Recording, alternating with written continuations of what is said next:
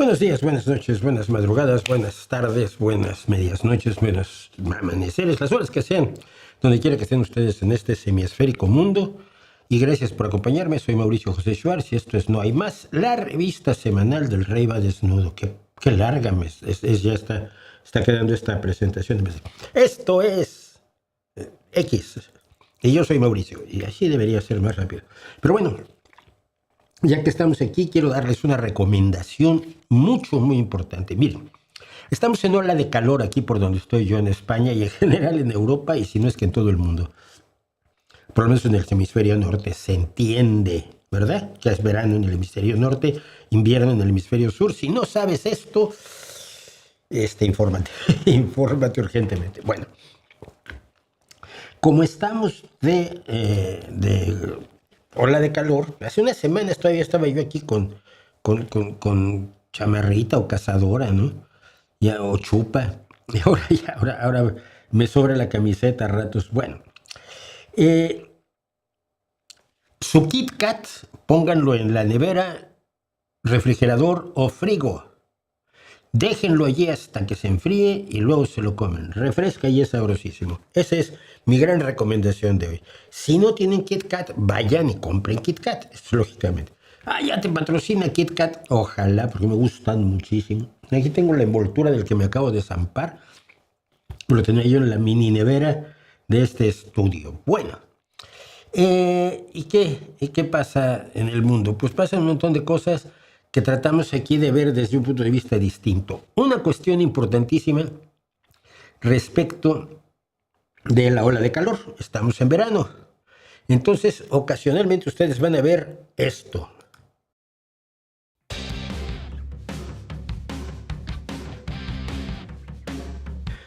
Y cuando lo vean quiere decir que tuve que detenerme y sonarme porque tengo un gripazo de verano. Esos gripazos de verano que a mí me divierten muchísimo. No tengo nada en contra de ellos.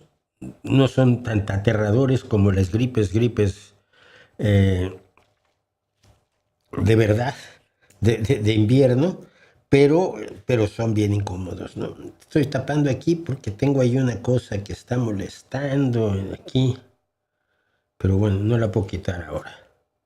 Así que así es la vida. Bueno, ¿qué más? Vamos a hablar rápidamente. El vídeo de ayer fue: no te convienes, no seas ateo. Di mis razones por qué le recomiendo a la gente que no sean ateos. Es muy incómodo y para muchas personas pues, es muy molesto.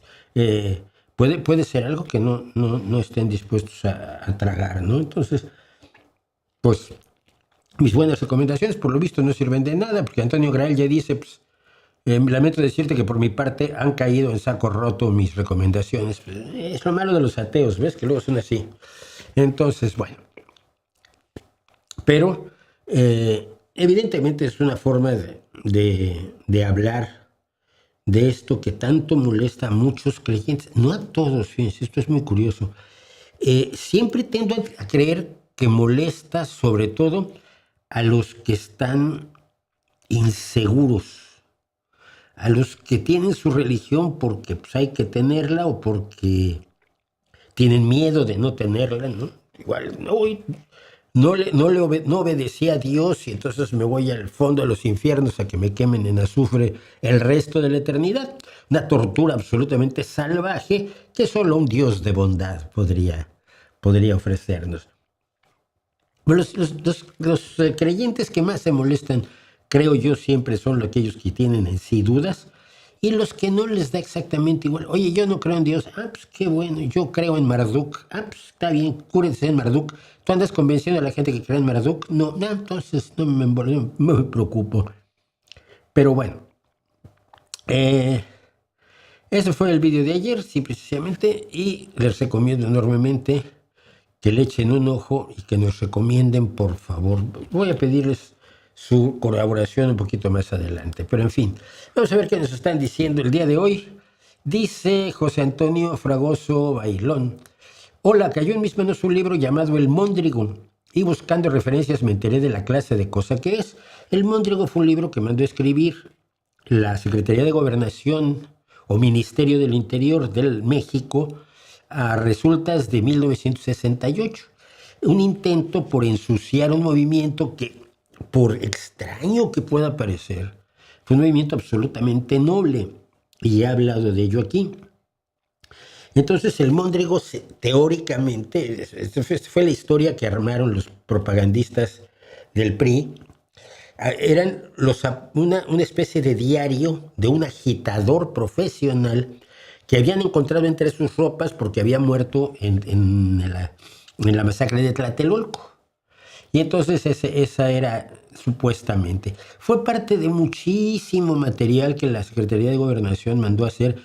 No me acuerdo que uno era la Unión Pro México, por ejemplo, que me mandaba cosas a mi casa. Supongo que se las mandaba a casa de todos, pero a mí me daban mucho miedo. Incluso cuando publiqué mi primer cuento en La Garrapata, como estos eran la Unión Pro México, yo me puse como seudónimo PUM, porque yo tenía 16 años, no esperes tú demasiadas complejidades allí. Dice José Antonio Fragoso desde tu perspectiva, ¿hay algo que aprenderle a ese libro? Sí. Yo creo que hay que aprenderle el nivel de paranoia al que puede llegar un gobierno de imbéciles. Paranoia real o fingida. Yo siento que mucha del PRI actual, o sea, de Morena, es fingida. Pero el anticomunismo feroz de Díaz Ordaz era absolutamente real. El tipo le tenía un miedo al comunismo, se lo iban a comer, se iban a llevar a sus hijos. Bueno, era una cosa horrible. Y por eso pasaba informes a la CIA. Y crearon esto para dejar esa idea, ¿no? De que había sido un movimiento del comunismo internacional. Pero claro que el problema es que al paso de los años se desclasifican las cosas, los documentos de la CIA y del FBI, y resulta que no hay ninguna prueba de ninguna intervención soviética ni china. Los soviéticos ya sabíamos que no se iban a meter en México, y he explicado muchas veces por qué. Los soviéticos jamás atacaron al gobierno de México y jamás financiaron una guerrilla en México, eso lo hacían los chinos. Porque la Unión Soviética necesitaba a México como trampolín para meter a sus agentes en los Estados Unidos. Hasta Cuba lo hizo. Mire, yo tuve un amigo conocido. Lo conocí en Cuba, en el 92, por ahí. Y años después me lo encuentro en México. ¿Tú qué haces aquí? Uy, se asustó muchísimo. Él había sido agente de la contrainteligencia del gobierno cubano. Y su última labor fue infiltrarse en los Estados Unidos e irse a Miami a espiar para el gobierno cubano. Y se metió por la frontera como ilegal, como indocumentado. Él decía que era de Veracruz, y cuentan las malas lenguas que el coyote que los estaba cruzando, en un momento dado, escóndanse, todos se escondieron. Y de pronto, a ver, tú, el cubano de Veracruz, ven para acá. Porque sabían perfectamente que era cubano. Él habla veracruzano y él habla cubano, no son parecidas. Pero bueno, la Unión Soviética necesitaba pues a México como plataforma para meter y sacar agentes por montones.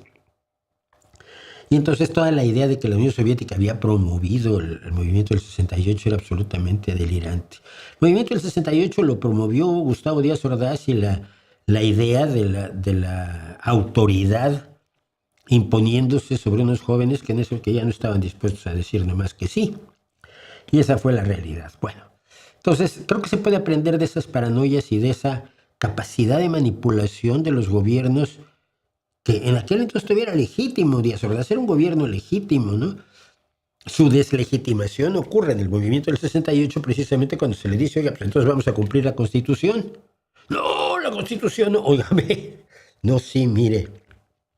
Lo que queremos es cumplir y hacer cumplir las leyes fundamentales del país. Nadie estaba pidiendo, independientemente de las pancartas de queremos la revolución, el pliego petitorio del 1968, los 7 puntos, ninguno era delirante, ¿no? Todos eran razonables y buscaban que se resolvieran cosas que habían ocurrido, jóvenes que habían muerto por la represión,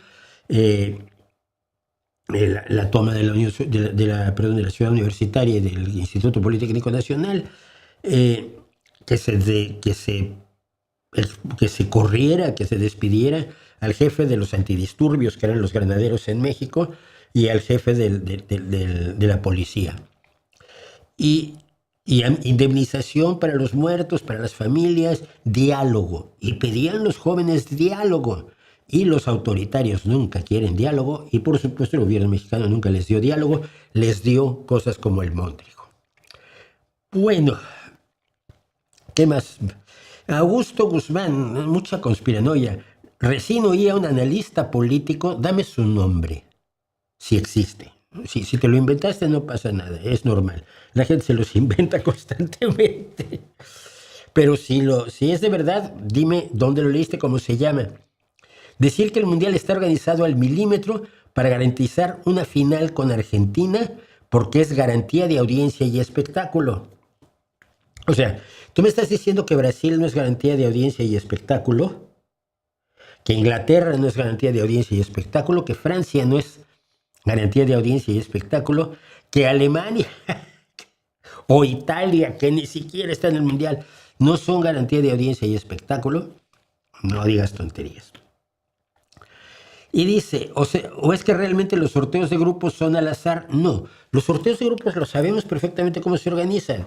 Se organizan con un cabeza de grupo y el chiste es que de distintos grados de la clasificación del ranking de la FIFA se van eligiendo los contendientes. La idea es que sea más probable que salgan los mejor clasificados en el ranking de la FIFA.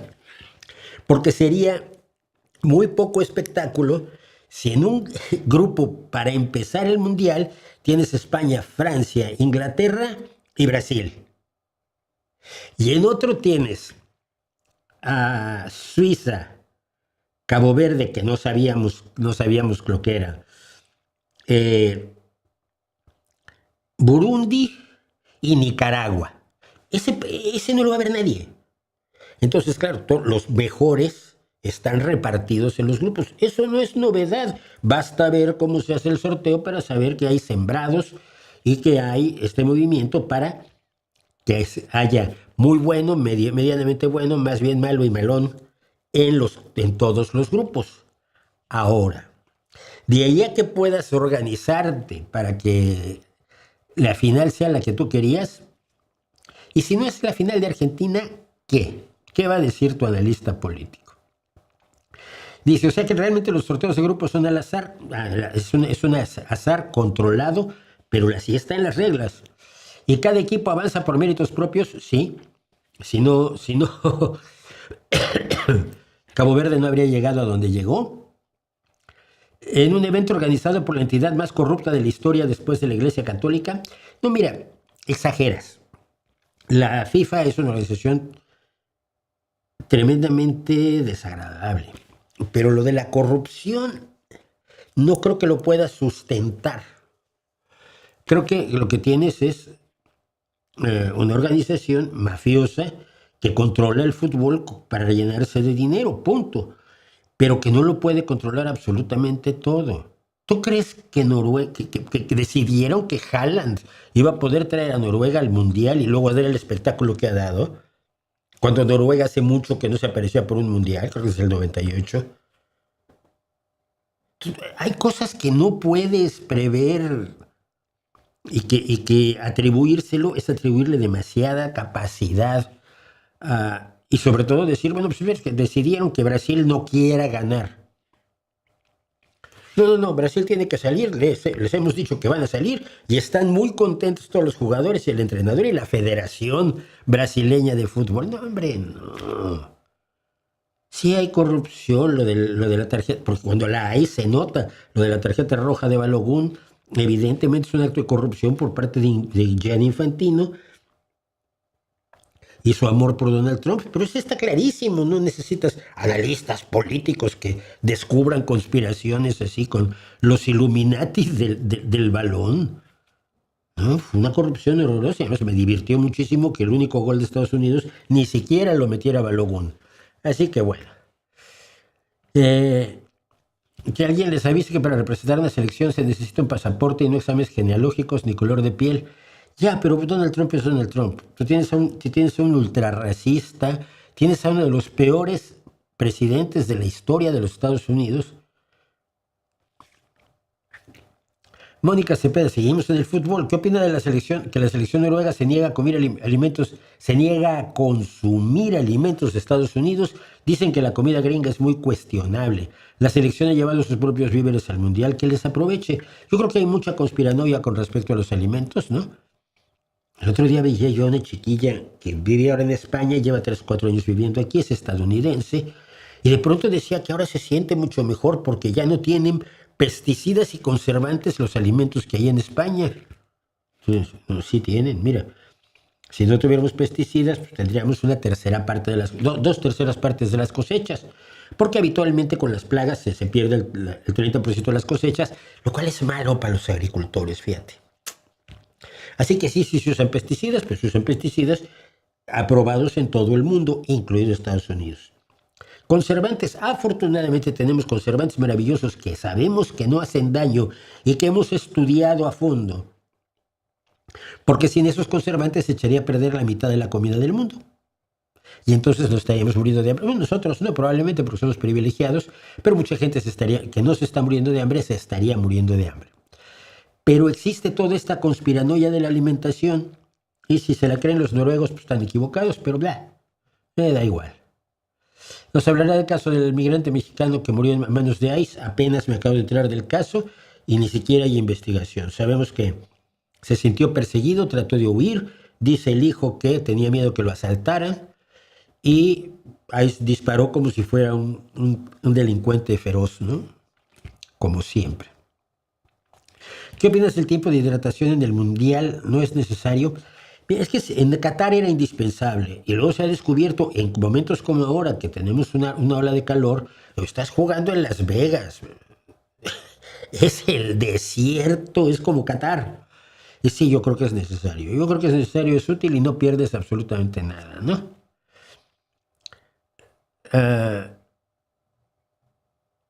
No. Debate en redes sobre la causa del neopentecostalismo en la debacle de la selección brasileña. No. Es raro, suena raro.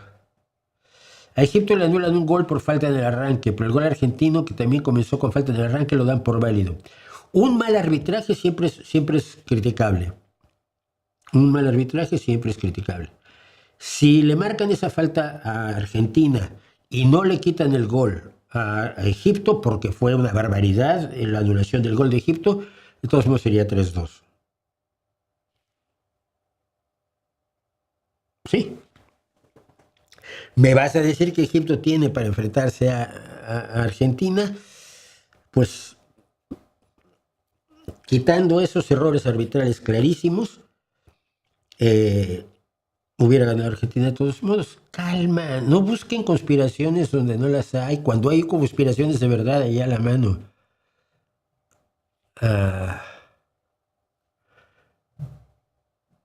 Ya encontraron a los ladrones del camión de Kit Kats. No sé de qué estás hablando. Yo mis Kit Kats los compro aquí en la tienda de la esquina. Buenas noches, Antonio La Ventura. Buenas noches, Alex Tiles. Buenas noches, Arturo Estrada desde Mexicali. Bueno, vamos a ir cosas porque si no sale. Primero, por favor, esto me da, se los repito, me da muchísima pena tenerlo que hacer, pero lo tengo que hacer. Este canal existe gracias a ustedes. Ni siquiera existe gracias a la publicidad, porque la publicidad no deja tanto como ustedes creen. Un día voy a poner los números reales aquí, para que esas ideas que tiene la gente de que hiciste este video porque ibas a ganar miles de euros. No, mira, si tengo 50,000 visualizaciones, no gano más de 200 euros. Que no pagan las horas de investigación, las horas de grabación, las horas de edición, la búsqueda de imágenes, la búsqueda de música, el pago a la empresa de la música de royalty free.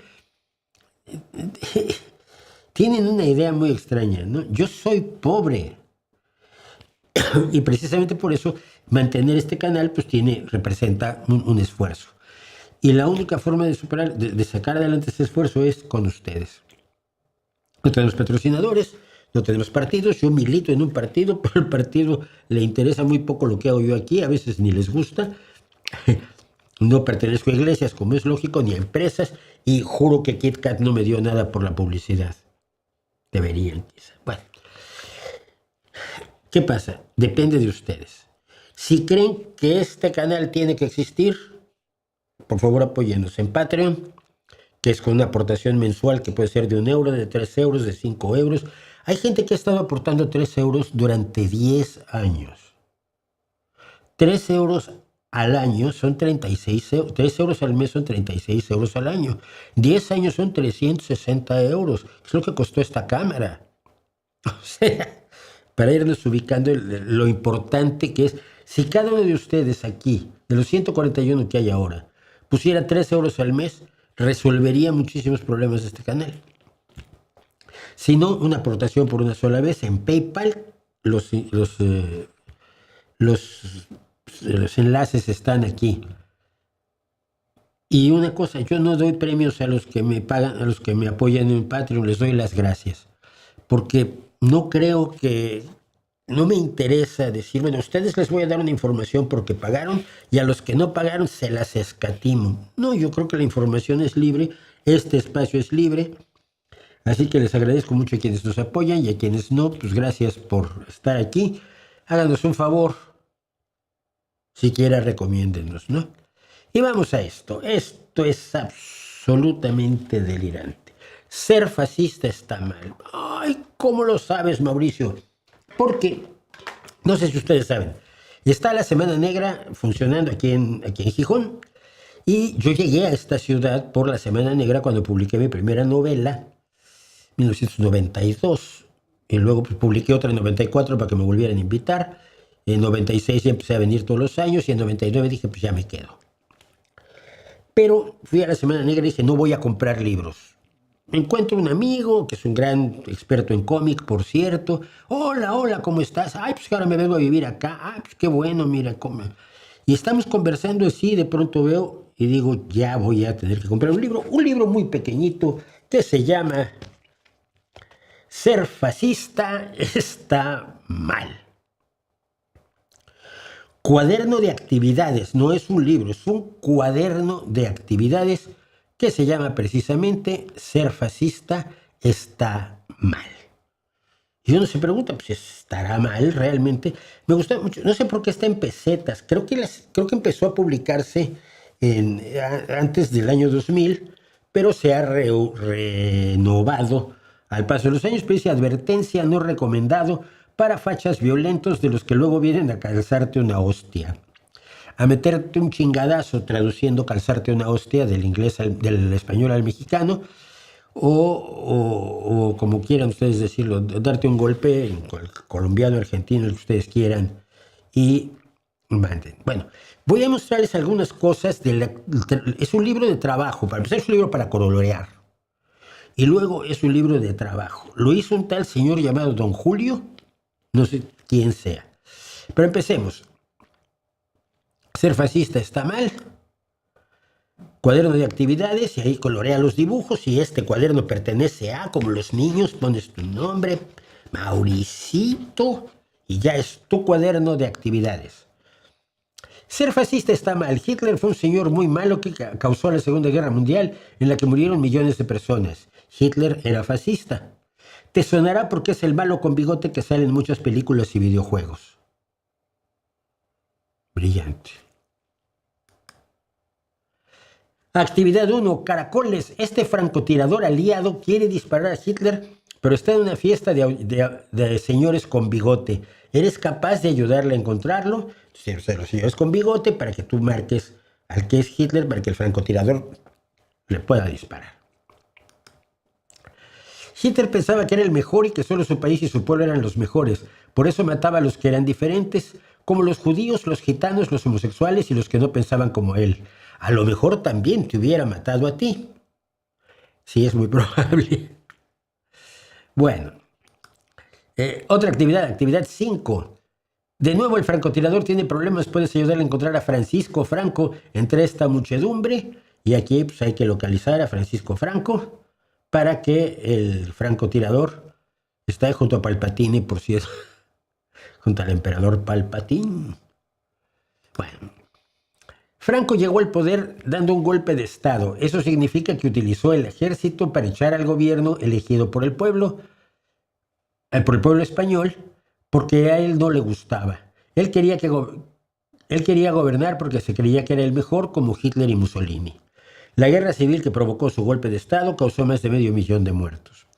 Miren, yo al llegar aquí ya no sabía si esto es en serio, si está dirigido a adultos o realmente está dirigido a niños.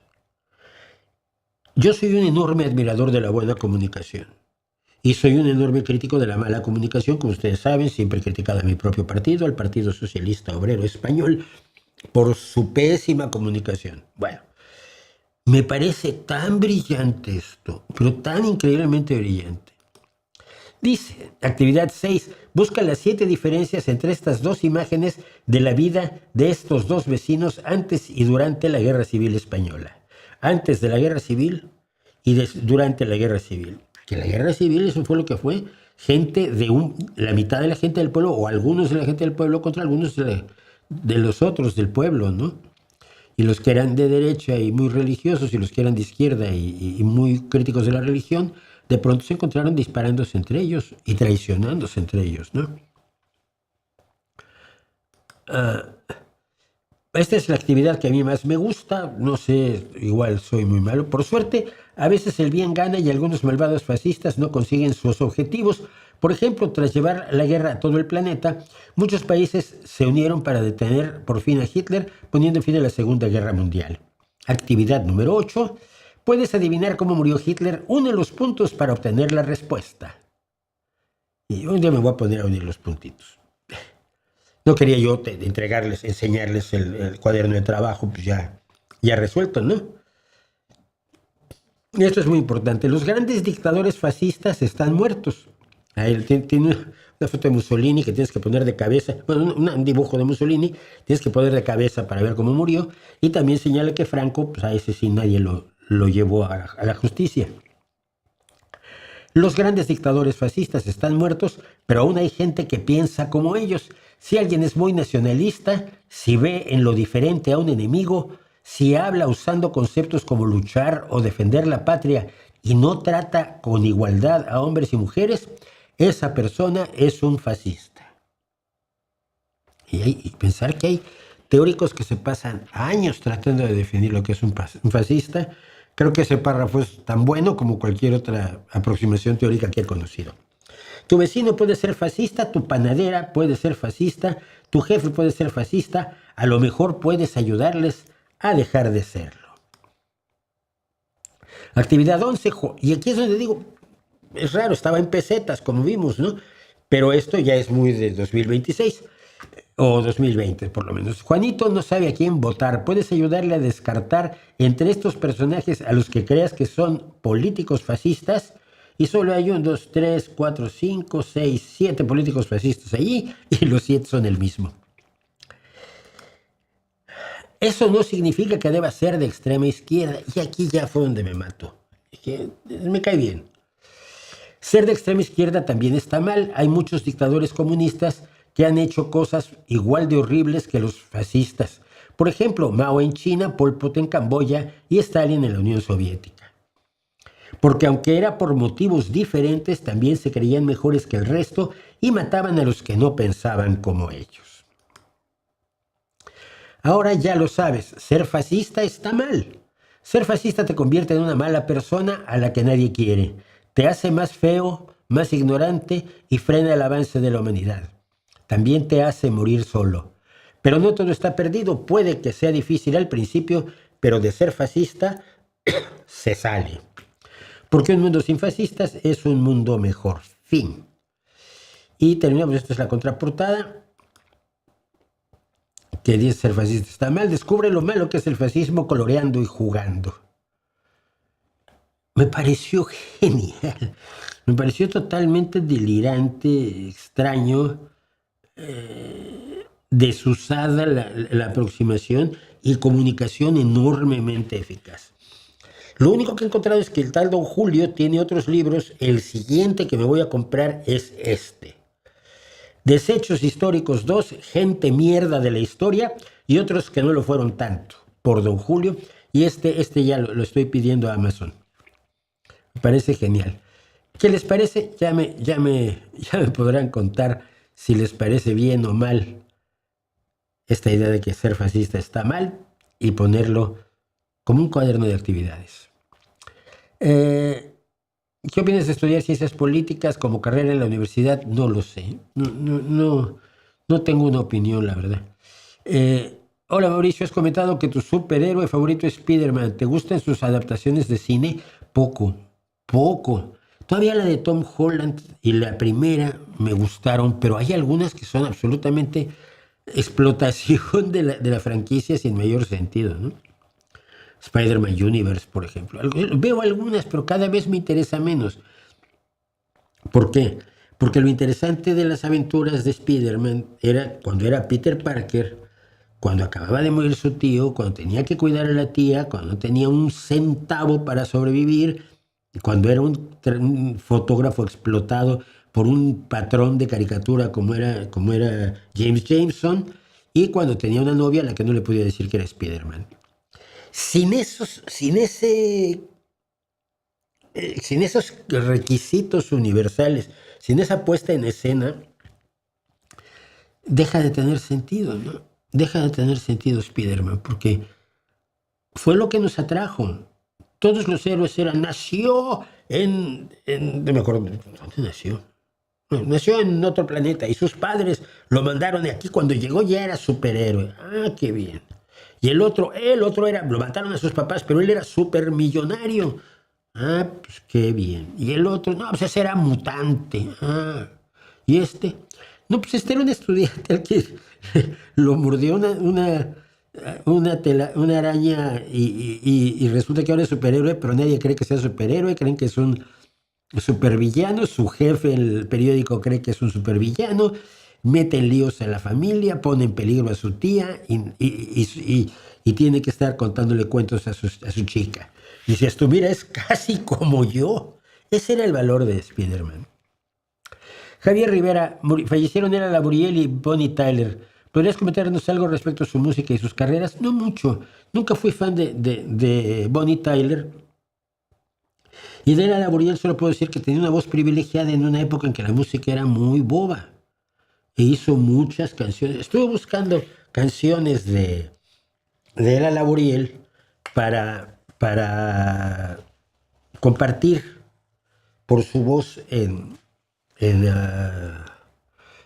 Twitter, y es que todas son ñoñas y bobas y tiene una voz privilegiada como su hermano Johnny Laboriel y como su otro hermano Abe Laboriel, un extraordinario bajista, probablemente el mejor bajista de sesión que hay en los Estados Unidos. Se fue a Estados Unidos hace muchísimo, Abe Laboriel, y su hijo es un brillante baterista.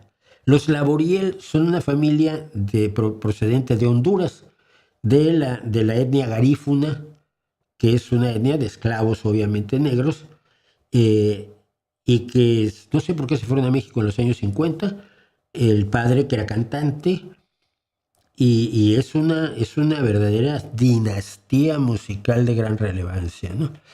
Bonnie Tyler, nunca fui su fan, pero siempre pienso en Total Eclipse of the Heart, nada más, ¿no?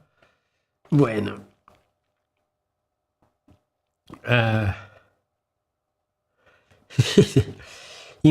Vino una amiga a comer a mi casa, tenía puesto Robert Soul y me hizo quitarlo porque me dijo que eran 4 machos.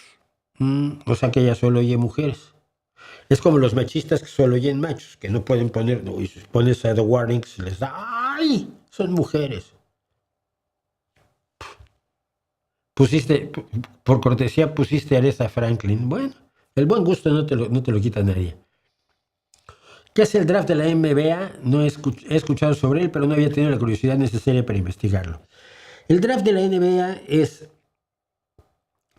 el proceso de selección de los jugadores que han terminado la NCAA, o sea, el baloncesto colegial, la Asociación Atlética Colegial que llaman en Estados Unidos, es decir, los universitarios, los que han jugado baloncesto a lo largo de su carrera universitaria, porque ya terminaron, ya no pueden seguir jugando en la universidad, Entonces se proponen para el draft. Es decir, dicen, estoy disponible, ¿quién quiere llevarme? ¿Quién quiere contratarme? Y el draft, tanto del baloncesto como creo que del béisbol también, y del fútbol americano sin duda, se va de la siguiente manera. El último equipo, el más malo de todos los equipos, elige primero. Y por lo tanto puede elegir al mejor jugador o jugadora del circuito colegial. El segundo más malo elige la segunda vez, elige segundo. El tercero más malo elige tercero y así. Y el último que elige en la ronda es el equipo campeón. Y esto se repite hasta que se agotan los jugadores que quieren estar en el draft, y cuando nadie quiere ya. Hay jugadores que van al draft, se ofrecen, dicen, se declaran, dicen, para el draft, y nadie los quiere contratar, ¿no? Lo que pasó en la WNBA hace 2 años, 3, es que Caitlin Clark había roto el récord no el récord femenino, había roto el récord de anotaciones de Pistol Pete, una de las grandes leyendas del baloncesto mundial. Y de pronto había metido más puntos que Pistol Pete. Y ella se propuso para el draft, y el más malo equipo, que era los Indiana Fever, la seleccionaron. Y funciona así. Es una forma de lograr equilibrar la potencia de jugadores de los equipos y que no dependan únicamente del dinero. De hecho, hay por lo menos en la NBA, hay topes salariales y hay topes de cuánto dinero puede gastar cada equipo, de modo que el dinero no sea el elemento fundamental, aunque evidentemente importa, ¿no? Pero el draft es eso, la selección de los jugadores universitarios que quieren ser profesionales. Y obviamente los mejores en la universidad serán los más codiciados en el draft para los equipos más malos. ¿Han estado viendo qué barbaridad? ¡Qué horror! Yo cuando voy a que me saquen sangre, ya le ofrezco disculpas a las enfermeras, ¿no? Porque no me encuentran las venas nunca. No, siempre acaban metiéndome una mariposa aquí que duele horrores. Entonces esta dijo, no, yo encuentro fácil la vena, pues cosa de meter y mover mucho la aguja, atravesó la vena, la fue sacando hasta que ya tenía sangre, llenó su tubito y dijo, creo que rompí la vena. Pues sí, ya me di cuenta, reina mía, y voy a tener un pequeño hematoma. Pero yo pensaba en un pequeño hematoma, no esto. Parece que fui atacado por una pandilla de vampiros, ¿no?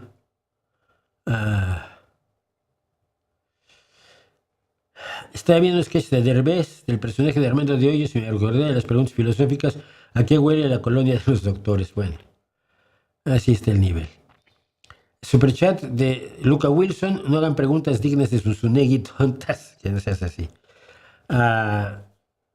Bueno, dice Augusto Guzmán que el analista de la conspiranoia esférica es conocido localmente, pero seguro nunca has oído de él, Marcelo Silva, en su podcast Acidez. Pues por algo por algo no es conocido, hijo.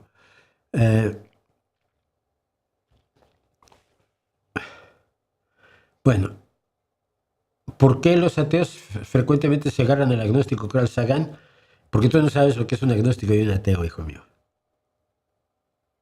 Puede ser las dos cosas al mismo tiempo. ¿Sabías? Ateo es el que no cree. Y Carl Sagan no creía. Agnóstico es el que dice, bueno, pero no sé, no puedo probar que no exista un Dios que te inventes tú un día así a lo loco. No voy a pasar la vida probando la inexistencia de cada Dios que se te ocurra. Si hay entre 13 y 18,000 generados a lo largo de la humanidad, pero me da igual. Esa es la posición de conocimiento es el agnosticismo, pero la posición de la creencia es el ateísmo. Y Carl Sagan, siento informarte que era ateo. ¿Ok? Me comentaron ilustrar una novela de Paco Ignacio Taibo llamada Fuego, Hierro y Fuego. Me acordé de usted porque de no haber sido seguidor de este canal no habría oído hablar nunca de este autor. Me guardo mi opinión.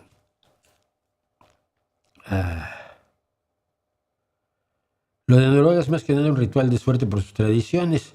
Lo de Brasil dicen que es porque las bueno, No sé, lo de Noruega, si llevan su propia comida, a ver, Haaland es alguien que te dice, mira, yo como lo que tengo que comer, de, como la mejor nutrición para mi trabajo.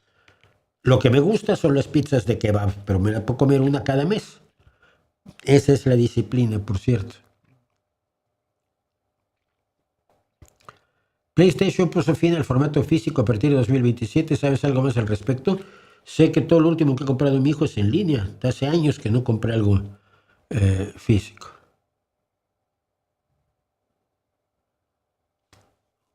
Bueno, ¿cómo estamos en los minutos finales de México-Inglaterra? Ni siquiera lo vi, no lo pasaron aquí en España y yo no pago cable para verlo todo, ¿no? Pero para mí era muy lógico y razonable lo que ocurrió, simple y sencillamente, ¿no?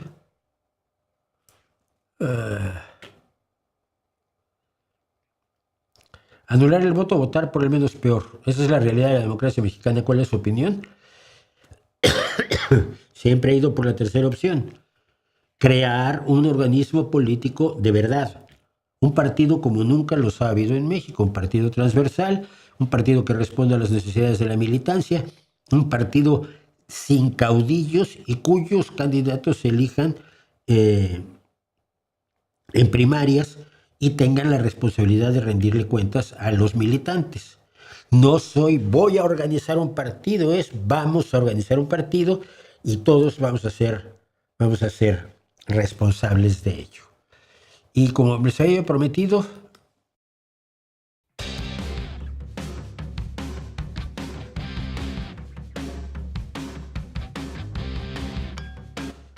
es breve, es sonarse. Me podría sonar en cámara, pero no creo que sea correcto, ¿no? Bueno, sigamos con lo que...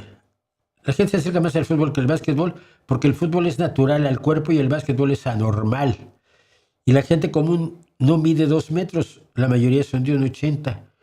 Y uno de los campeones de mates, de dunks, fue Spot Webb, 1,70 de estatura. Hay un jugador aún más pequeño hoy, un japonés que está rompiendo la NBA. ¿De dónde sacas que es necesario ser alto? No, mira.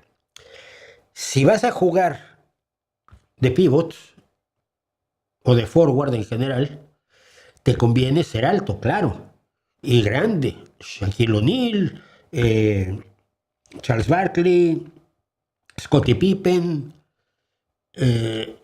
pero si vas a jugar de base, de escolta, la estatura da igual. Da perfectamente igual para hombres y para mujeres. Tienes gente muy alta en los equipos y tienes gente muy bajita. No, el baloncesto no es antinatural. Me parece totalmente absurdo. Mi hijo todavía es pivot, era pivot este año en su equipo y mide 1,83. No es especialmente alto. Franco juró lealtad de la República, no solo fue golpista, también fue un traidor. Bueno, sí, son traidores estos. Los basquetbolistas de la NBA están, tú los odias, Dulio. Los basquetbolistas de la NBA están sobrevalorados. En realidad son pésimos atletas, solo están ahí por su altura. La gente normal de 1,78 tiene mejor técnica.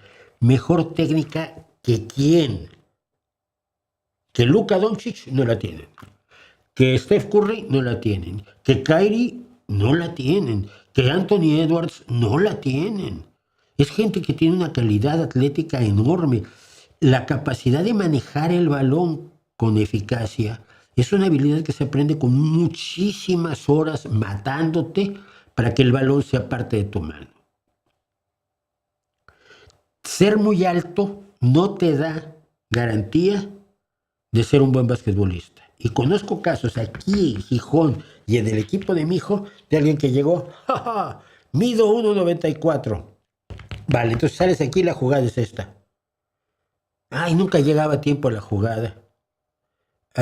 Bueno, y aquí entonces, como recibes aquí, tienes que pasársela al del otro lado porque ya habrás jalado la marca. Sobre todo si nuestro base, el base se viene para acá y se siempre jala dos, deja solo a este, se la pasas. Ah, no, es que yo quiero tirar porque mido 1,94. No, pues que no te toca tirar, la jugada es que se la pasas a él. No, mira, ¿ves la puerta? Tienes una idea muy equivocada del baloncesto, muy equivocada del baloncesto. Bueno, ser como yo es malo, ¿no? Es incómodo. Para muchas personas es incómodo. Mira, es que, vamos a dejarlo claro. A mí muchas cosas me importan un pito. Y a mucha gente no le importan un pito esas cosas. Realmente se toma en serio una serie de cuestiones que afectan su vida, pues.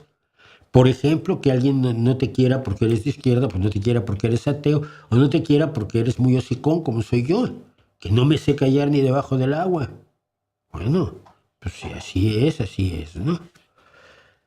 Entonces,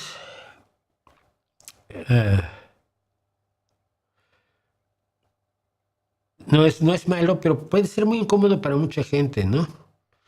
Pues que a mí me da igual. Es como el otro día me llegaron otra vez. ¡Oh! Un filósofo hizo un vídeo diciéndote horrores. ¿Lo vas a ir a ver? No. Pero si está hablando de ti, pues qué bueno, ¿no? Me está dando publicidad. Si tiene razón, la gente dirá que tiene razón. Si no la tiene, la gente dirá que no la tiene. Si solo está para sus fans, pues yo no soy su fan, entonces no lo voy a ver. No me interesa. De verdad me da igual. Y mucha gente le escriben, le hacen un vídeo insultándole y van, ¡ay, cómo te atreves! Como Zunzunegui hizo conmigo, ¿no? Que vino, ¡ay, eres un desgraciado! Pues no, mira, estoy comentando tus cosas y punto. Entonces, a mí hay cosas que verdaderamente me dan igual. Ya antes me daban igual. También es cierto que los años te enseñan a que te den igual muchas cosas. Entonces, en ese sentido, es más cómodo ser como yo porque me interesan las cosas relevantes, ¿no? Ay, fulano de tal te odia. ¿Quién es? Don nadie. Pues me da igual. Malo que le caiga yo mal a alguien a quien respeto, admiro, le tengo cariño, ¿no? Así estamos. Dice Antonio Grael, ser fascista está mal, verse versiones para redes sociales y hacerse viral es fantástico totalmente. Voy a tratar de encontrar a don Julio. Fíjate. ¿Ha oído sobre una nueva banda llamada Angine de Poitrine? Sí, angina de pecho. Hemos hablado de angina de pecho aquí. A mí me entusiasma un poco, ¿no? Sí, está bien. A los músicos les encanta porque hacen música microtonal y los músicos profesionales se emocionan mucho con la música microtonal. Pero yo no veo a nadie tarareando las canciones de Angine de Poitrine en la calle, ¿no? Hay gente que dice que el feminismo solo fue una estafa para incluir a las mujeres en el campo laboral, para aumentar los impuestos, incluso se lo atribuyen a los Rockefeller. Mira, antes de que los Rockefeller existieran, había feminismo. Había feminismo con Mary Wollstonecraft, con Mary Shelley, con una serie de pensadores sociales que se daban cuenta de que con la forma en que se mantenía la mujer pues era incorrecta. Lo que tú estás diciendo es una consecuencia real. Es decir, te lo voy a decir así. En los años 40 un salario mantenía una familia, sobre todo en Estados Unidos. Sobre todo en Estados Unidos, cuidado allí. Al entrar la mujer al espacio laboral, el salario en general baja. ¿Por qué se busca entonces? Pues, si en tu casa ya tienen dos salarios, pues les puedo pagar menos a los dos. Ya no puede vivir una familia con un salario. Eso ocurrió en realidad. Y a mucha gente le molesta que se diga. Pero es cierto. Es cierto. ¿Qué es lo que pasa? Cuando la mujer entra a las fábricas, por ejemplo, la revolución industrial, ganaban el 50% que los hombres. La razón por la que se contrataban mujeres no era porque fueran muy feministas los patrones de la revolución industrial, alguno lo sería, sino porque les pagabas el 50% y a los niños el 30%. Lo hemos hablado aquí en las historias de horror del libre mercado. Entonces, conforme la mujer adquiere derechos y adquiere capacidades y adquiere presencia, evidentemente se ha dado en algunos espacios este fenómeno. El salario. Ahora se necesitan 2 salarios para mantener una familia de 3 o 4. Antes bastaba con uno. Y es una consecuencia muy despreciable y muy criticable. Pero es una cosa muy distinta decir, lo sabían y lo estaban preparando. Así, Es una visión conspiranoica que imagina que si tú empiezas a promover el feminismo para el voto de la mujer a finales del siglo XIX, en 1996 vas a poder tener salarios más bajos para las mujeres. Joder, nadie, pero vamos, ni aunque fuera brujo de verdad, ¿no? No, por favor. No sé qué dijo escojotado, pero me da igual lo que diga escojotado.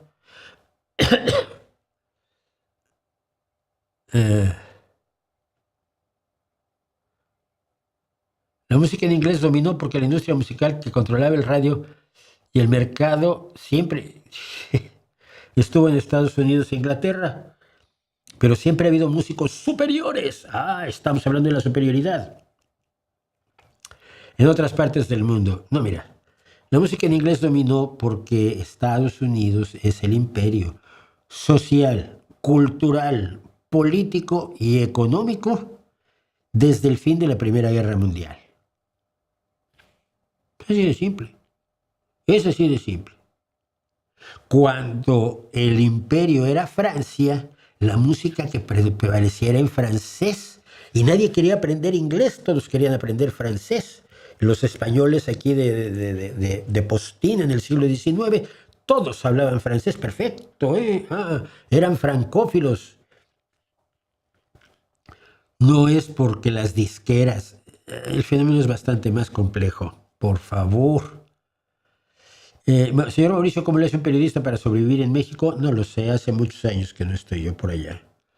Yo lo que sé es que yo nunca sobreviví como periodista. Los salarios eran extraordinariamente bajos. El periódico esperaba que tú recibieras dinero del gobierno. Yo personalmente me negué a recibir dinero del gobierno, pero porque tenía otro trabajo. Entonces me podía dar ese lujo. Los periodistas, mis compañeros tenían que aceptar ese dinero de distintas instancias de gobierno. Ya lo he contado yo, el día que me ofrecieron cuadruplicarme mi salario, porque todos los viernes iba un mensajero a darme un dinero en efectivo a mi despacho en Revista de Revistas en Excelsior, yo lo rechacé. Y hubo un escándalo en el periódico. Y mi director me insultó, pero enérgicamente, ¿no? Así que...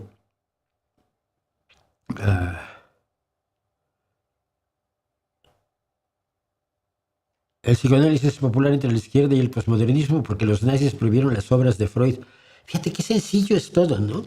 Todo lo que prohibieron los nazis ya es popular entre la izquierda. Es un poco absurdo. Sospecha de la simpleza, ¿eh? Sospecha de la simpleza. Bueno, quiero ir más rápido. Famosos influencers de salud. Esto hace tiempo que ya lo hemos hablado. Miren. Se acaba de salir un estudio del Journal of the American Medical Association, en la revista de la Asociación Médica Estadounidense, que advierte que la viralidad de un consejo sanitario de una celebridad, de un famosete, puede convertirse en un factor real en la consulta y en las decisiones de pacientes y familias. Esto es aterrador. Un estudio de la Universidad de California en Los Ángeles, la UCLA, analizó como una recomendación difundida en un podcast, una recomendación de Mel Gibson, un hombre que se ha vuelto de la ultraderecha más horrorosa, en un podcast de gran audiencia, que además es un podcast de ultraderecha, que es el podcast de Joe Rogan, se tradujo en un aumento de recetas de fármacos sin evidencia clínica para el cáncer, con el riesgo añadido de que aparte que la gente va a comprar esto para curarse el cáncer, deja de acudir a los tratamientos científicos cuya eficacia sí está probada.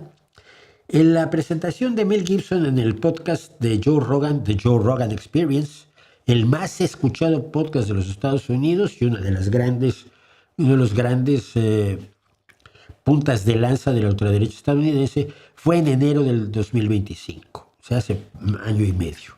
En esa conversación, Gibson aseguró que 3 amigos con cáncer en estadio cuarto se habían recuperado después de tomar ivermectina y fenbendazol, 2 antiparasitarios que describió como terapias alternativas. Son antiparasitarios, matan parásitos, no acaban con el cáncer.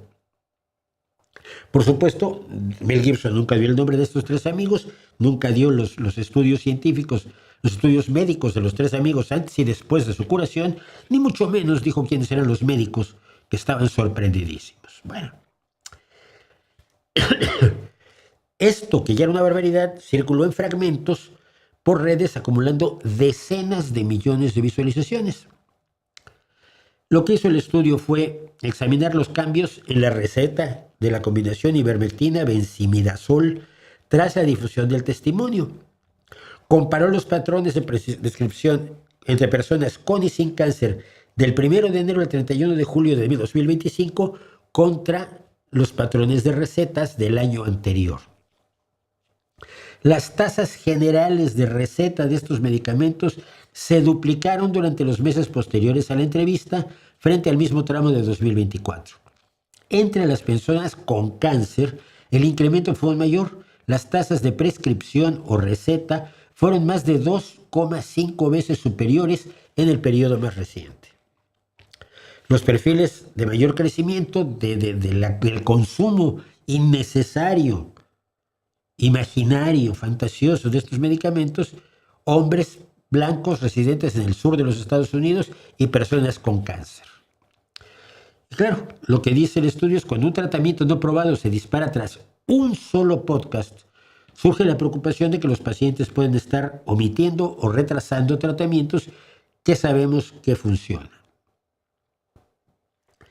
Esto es algo que hemos visto en España con toda claridad con el señor de la izquierda, que es Miguel Bosé, que es cantante, el señor de la derecha, el señor Pàmies, que es un estafador y un bárbaro, que es además el primer ecoterrorista condenado en España, por cierto, a la cárcel, y que se ha dedicado a vender ivermectina, hidrocloroquina, y todo tipo de hierbajos, diciendo que curan un montón de cosas sin haber hecho un estudio jamás en su vida. Solo una planta estamos seguros que lo ha curado. Cuando tuvo un problema cardíaco, si el señor que está hasta la derecha, el calvito, cuando tuvo un problema cardíaco fue a la planta de cardiología, le pusieron un marcapasos y entonces regresó a seguir vendiendo hierbas. Hágame usted el refabrón cabor. El tipo que está en medio de esta presentación, Miguel Bosé, estuvo promoviendo todas las barbaridades de Pàmies durante varios meses en España, con enorme éxito y aumentando la fortuna del calvito. El de en medio es Guillem Ferrer, activista y participante en el acto de Miguel Bosé y José Pàmies, que dice: el conocimiento científico no es prioritario, sino complementario. ¿Y cuál es el conocimiento no científico? El que un señor venga y te diga: esto cura la diabetes, aunque no la cure, la stevia en su caso, me acuerdo que la vendía como curación Pàmies. Es decir, el desprecio a la ciencia no es una cuestión meramente anecdótica. Lleva a que la gente abandone tratamientos médicos, utilice tratamientos inservibles y acabe pagando con años de vida, con calidad de vida, y por supuesto con la idea de haber sido profundamente engañados. O morirse creyendo que no los han engañado. Yo tuve un amigo que se dejó morir de cáncer. Él había empezado a estudiar medicina, se fue a China a estudiar a los médicos descalzos y se metió en la medicina tradicional china, que no es medicina, son sistemas de curanderismo que más o menos se amalgamaron en los años 50 por órdenes de Mao Zedong. Y lo sabemos porque lo contó su médico, Li Zhisui, en su libro sobre su biografía de Mao. Y este hombre, pasan los años, llega a los 60, 60 y tantos, y padece un cáncer. Y él decide que se va a curar con medicina tradicional china. Adivine usted lo que ocurrió. Él no está aquí, yo sí estoy. Aterrador. Así que, cuando los influencers, cuando la gente famosa cree que sabe medicina porque no tiene una idea de lo compleja que es la medicina. Y le dices, me duele el estómago, ¡ay, este té es buenísimo para el... ¿Buenísimo para qué? Tengo una infección parasitaria, tengo una infección viral, tengo un cáncer, tengo una úlcera, tengo un puñal metido en el estómago. Es decir, bueno para el estómago no es nada. La idea de que algo es bueno para el estómago ya es enormemente primitiva. Necesitas saber qué tienes en el estómago para abordarlo médicamente. Pero la gente que es famosa acaba sintiéndose con conocimientos de los que no dispone en lo más mínimo y dañando gente probablemente sin mala intención, simple y sencillamente en su narcisismo delirante. Bueno, ¿qué más me dice? Investigando lo de la comida, Víctor Alejandro 5764 nos dice, investigando lo de la comida de Noruega en Grok, parece que el tema es que ciertas cosas como los quesos noruegos son difíciles de encontrar fuera de Noruega. Sí. Popol Vuh. Carl Sagan era un crítico del ateísmo. ¿Nos pasas el texto, por favor? El texto en el que criticó al ateísmo. Carl Sagan, me interesa mucho leerlo. Creí haber leído todo lo que escribió Carl Sagan, pero probablemente estoy equivocado.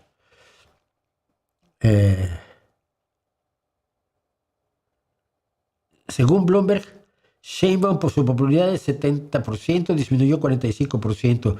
¿Qué opinas al respecto, Mauricio Schwartz? Mira, no hay mediciones fiables. Por supuesto, las mediciones que da el gobierno son como las elecciones en Corea del Norte, ¿no? Gana con el 97%. Pero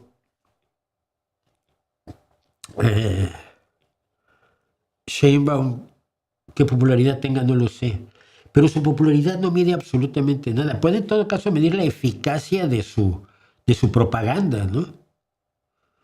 Como cuando se murió Kim Il-sung, no, Kim Jong-il, el abuelo, el que organizó ese país de locos, fue Kim Il-sung. Kim Jong-il fue su hijo. Cuando murió Kim Jong-il, todos los coreanos salieron a llorar y cada uno lloraba más fuerte que el otro. Sabían que tenían que hacerlo. Sabían que tenían que mostrar un dolor enorme. ¿Sabes si su dolor era real? No lo sabes. Pero ellos sabían lo que tenían que hacer para quedar bien con el nuevo tirano, que era el que heredó, el tercer heredero, Kim Jong-un. Nadie sabe de dónde saca sus encuestas el gobierno mexicano, quién es su universo, cuáles son sus niveles de certeza, sus niveles de incertidumbre. Nada. Todo se lo va inventando Cuevas, hombre. ¿Conocer a los Mythbusters? Claro que sí. Por ahí todavía anda el pelirrojo. Adam Savage sigue haciendo programas, sigue haciendo cosas. Bueno, ¿ha escuchado la nueva canción Ritual de The Warning? Sí, y me parece potentísima. De hecho, ayer, fíjate, a mí Spotify te hace tu reel de novedades del mes, ¿no? O novedades de la semana. Y sí, se llama Fresh, algo de Fresh, algo. Podría buscarlo. Pero en fin, te hace un reel de acuerdo a las cosas que te gustan y a los artistas a los que sigues, pues te pone los que sacaron disco esta semana o este mes. Y estaba yo oyendo ayer uno, pues estaba yo traduciendo y yo traduzco oyendo música y de pronto oigo una entrada en la entrada de bajo, no la identifiqué porque no he oído tantas veces la canción, pero una entrada de bajo con una distorsión brutal, un bajo en quinta cuerda, o sea, grave. Acordémonos que el bajo es de 4 y la quinta cuerda que se le agrega es una quinta más baja. Y dije yo, oh, qué bien suena eso, ¿no? Y en fin, hasta que empezaron dije, pues es Ritual. Me parece una canción magnífica, ¿no? Hasta en México la élite quería ser francesa a fines del 19 y principios del 20, por supuesto. Para eso se trajeron un emperador.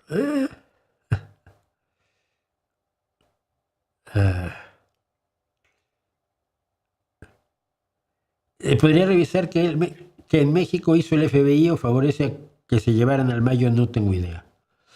No tengo idea y no creo que haya sido el FBI. El FBI no puede actuar fuera de Estados Unidos. En todo caso puede dar información, pero no puede actuar. Actúa en la DEA legalmente y la CIA clandestinamente. He escuchado en la Facultad de Historia de la UNAM que la obra de México Bárbaro fue una herramienta de propaganda estadounidense. ¿Qué tiene de cierto? No soy apologista del porfiriato. México Bárbaro, a ver, no es una, México Bárbaro es una visión que se puede usar como propaganda. ¿Quién hizo México Bárbaro? Deja de recordarme. Porque aquí...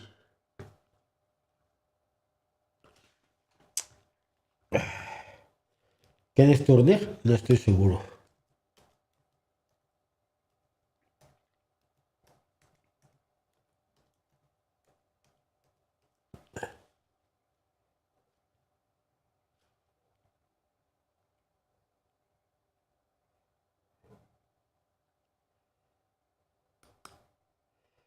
Ok, sí. Vamos a ello. México Bárbaro fueron los artículos publicados en The American Magazine por el periodista estadounidense John Kenneth Turner. Quería dar a conocer la esclavitud humana que se practicaba durante el gobierno de Porfirio Díaz en Yucatán y Valle Nacional. ¿Era cierto que había esclavitud en Yucatán y Valle Nacional? Sí. Y denunciar la persecución de la que eran víctimas los mexicanos que se enfrentaban a Díaz. ¿Cómo?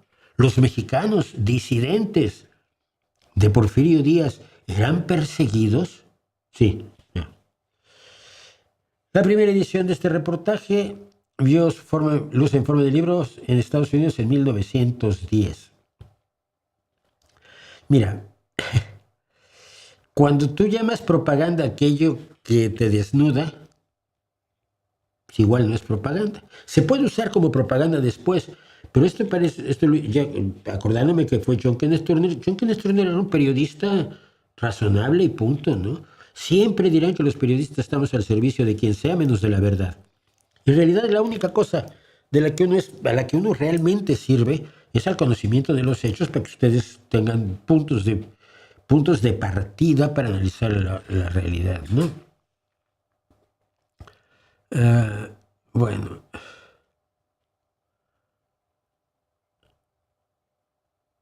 ¿Qué me dice? ¿Cómo le hace un periodista o comunicador para no ponerse en riesgo? Porque últimamente han muerto muchos tristemente. No lo sé. Yo siempre estuve, primero que nada, en un espacio muy, muy discreto, que fue el espacio de la cultura. Aunque yo hacía comentario político, pero al parecer del comentario político que hacía yo, mi fuente siempre fue cultura. Entonces, yo no sé yo no sé si me atrevería en México hoy. Yo no sé si sobreviviría a México hoy, la verdad. No lo sé, no tengo idea. Pregúntales a los que están.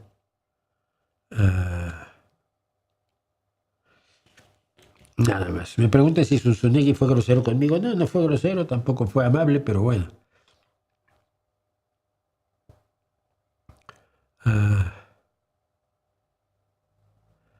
Que hay tribus en África y América que se curvan con hierbas. No, no es cierto. No se curan con hierbas. Se curan solos. Pregúntate, a ver, mira, tienes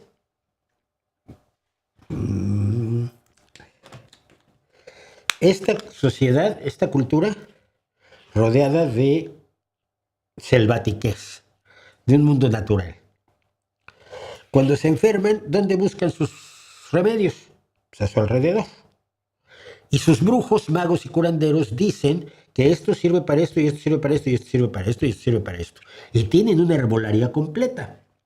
Si te vas al otro lado de la montaña, les pasa exactamente lo mismo a esta otra comunidad.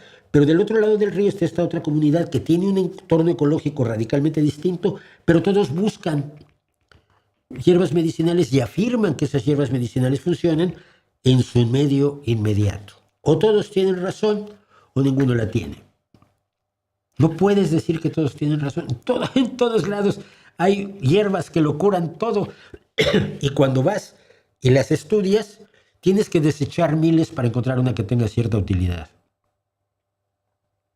Te recomiendo La Patraña Vegetal, un vídeo que hice yo precisamente sobre el tema y contando, entre otras cosas, la historia de la gran científica premio Nobel Tu Youyou, la china Tu Youyou, que descubrió la artemisinina como un tratamiento contra la malaria.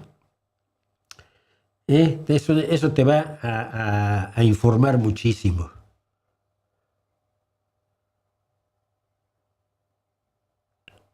Bueno, no sé de qué están hablando. Todo lo mal que hizo el PRIAN 70 años se lo quieren adjudicar a los 2 años que lleva Sheinbaum. Se te acaban de olvidar 6 que lleva López Obrador. O sea que ya son 8. ¿Cuándo empiezan a hacerse responsables? Si en 2026 todavía no han podido superar nada, absolutamente nada, de lo que dejó el PRI y el PAN en 2017, mi pregunta es, ¿cuándo?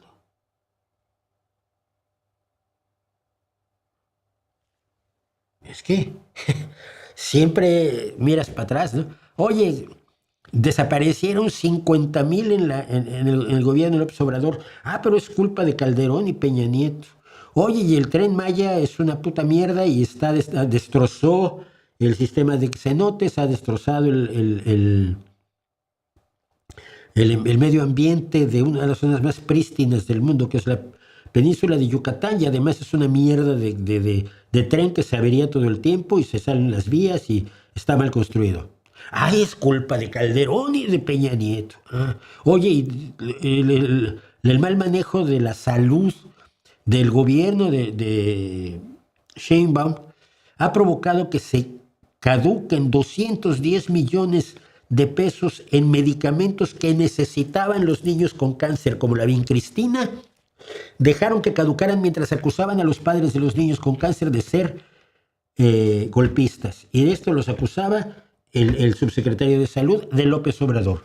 ¿Por qué se dejó perder 210 millones de pesos en medicamentos que se necesitaban y caducaron en un almacén? Es que el Calderón y Peña Nieto, ya, ¿no? Asuman algo. Asuman algo.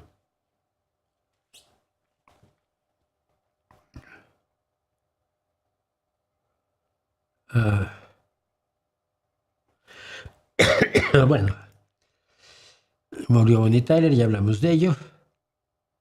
Que me mejora el resfriado, gracias. Es bien molesto, pero estás así, de pronto te gotea, ¿no? La nariz es así. Esos son los de verano, los de invierno nunca son así. Tómate un té de ajo, no, muchas gracias. No, muchas gracias. El ajo yo me lo comía crudo, pero por gusto, no porque no es un medicamento. El ajo no es un medicamento. La cebolla no es un medicamento. El romero no es un medicamento. El cilantro no es un medicamento. ¿Sabes qué es un medicamento? Los medicamentos que se ha demostrado que lo son.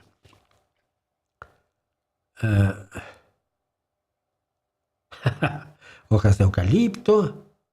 Bueno, vamos a otra cosa que tenía yo pendiente aquí.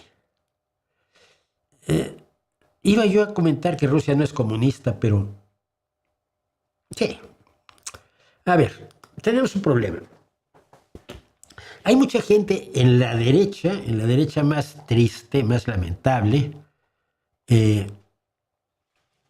que dice que Rusia es comunista y que todo lo que está haciendo Putin lo hace porque es comunista. Lo cual es bastante tonto. Pero más tonto es cuando hay gente de la izquierda marxista, de la izquierda que yo llamo la izquierda menesterosa, esta izquierda que tiene la enorme capacidad, es asombroso, tiene la enorme capacidad de creer que todo cuanto hay que saber de la sociedad, la economía y la política, lo supo un filósofo de mediados del siglo XIX. Y que ya de allí no se puede uno salir. Es marxista uno hasta 2026. 170 años después, sí, pero, oh, Marx, bueno. Entonces hay gente que es así, que estudió tanto marxismo como yo. La gente muchas veces no sabe que yo estudié muchísimo marxismo y me metí en un montón de las obras de Engels y Marx y de sus analistas y de sus intérpretes. Y ya leí, me acuerdo que cuando leí por primera vez el Anti-Düring no entendía yo nada, lógicamente. Pero bueno, había que presentar el examen en la Escuela Nacional de Antropología e Historia. Bueno, y gente que ha estudiado el marxismo y que defiende a Putin como si fuera comunista. El otro día alguien a quien yo conozco y que me da una pena enorme porque es una buena persona, de pronto saca un reel que dice: ¡Viva Lenin! ¡Viva Stalin! ¡Y viva Putin! Y dije, bueno, vas por un camino jodidísimo. Bueno, les voy a explicar lo que es el comunismo, nomás por si les es útil. Miren, el comunismo incluye estos 5 puntos en lo fundamental. Comunista no es estar a favor de la igualdad de la mujer. O sea, sí es una cosa secundaria la igualdad de todos los seres humanos. Pero el feminismo no es comunista.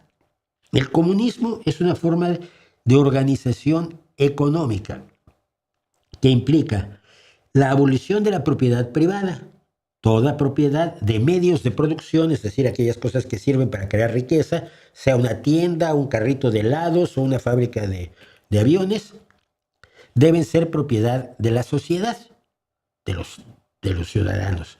Y como el Partido Comunista pues, es el que representa a los ciudadanos, el que se hace cargo de todo es el Partido Comunista.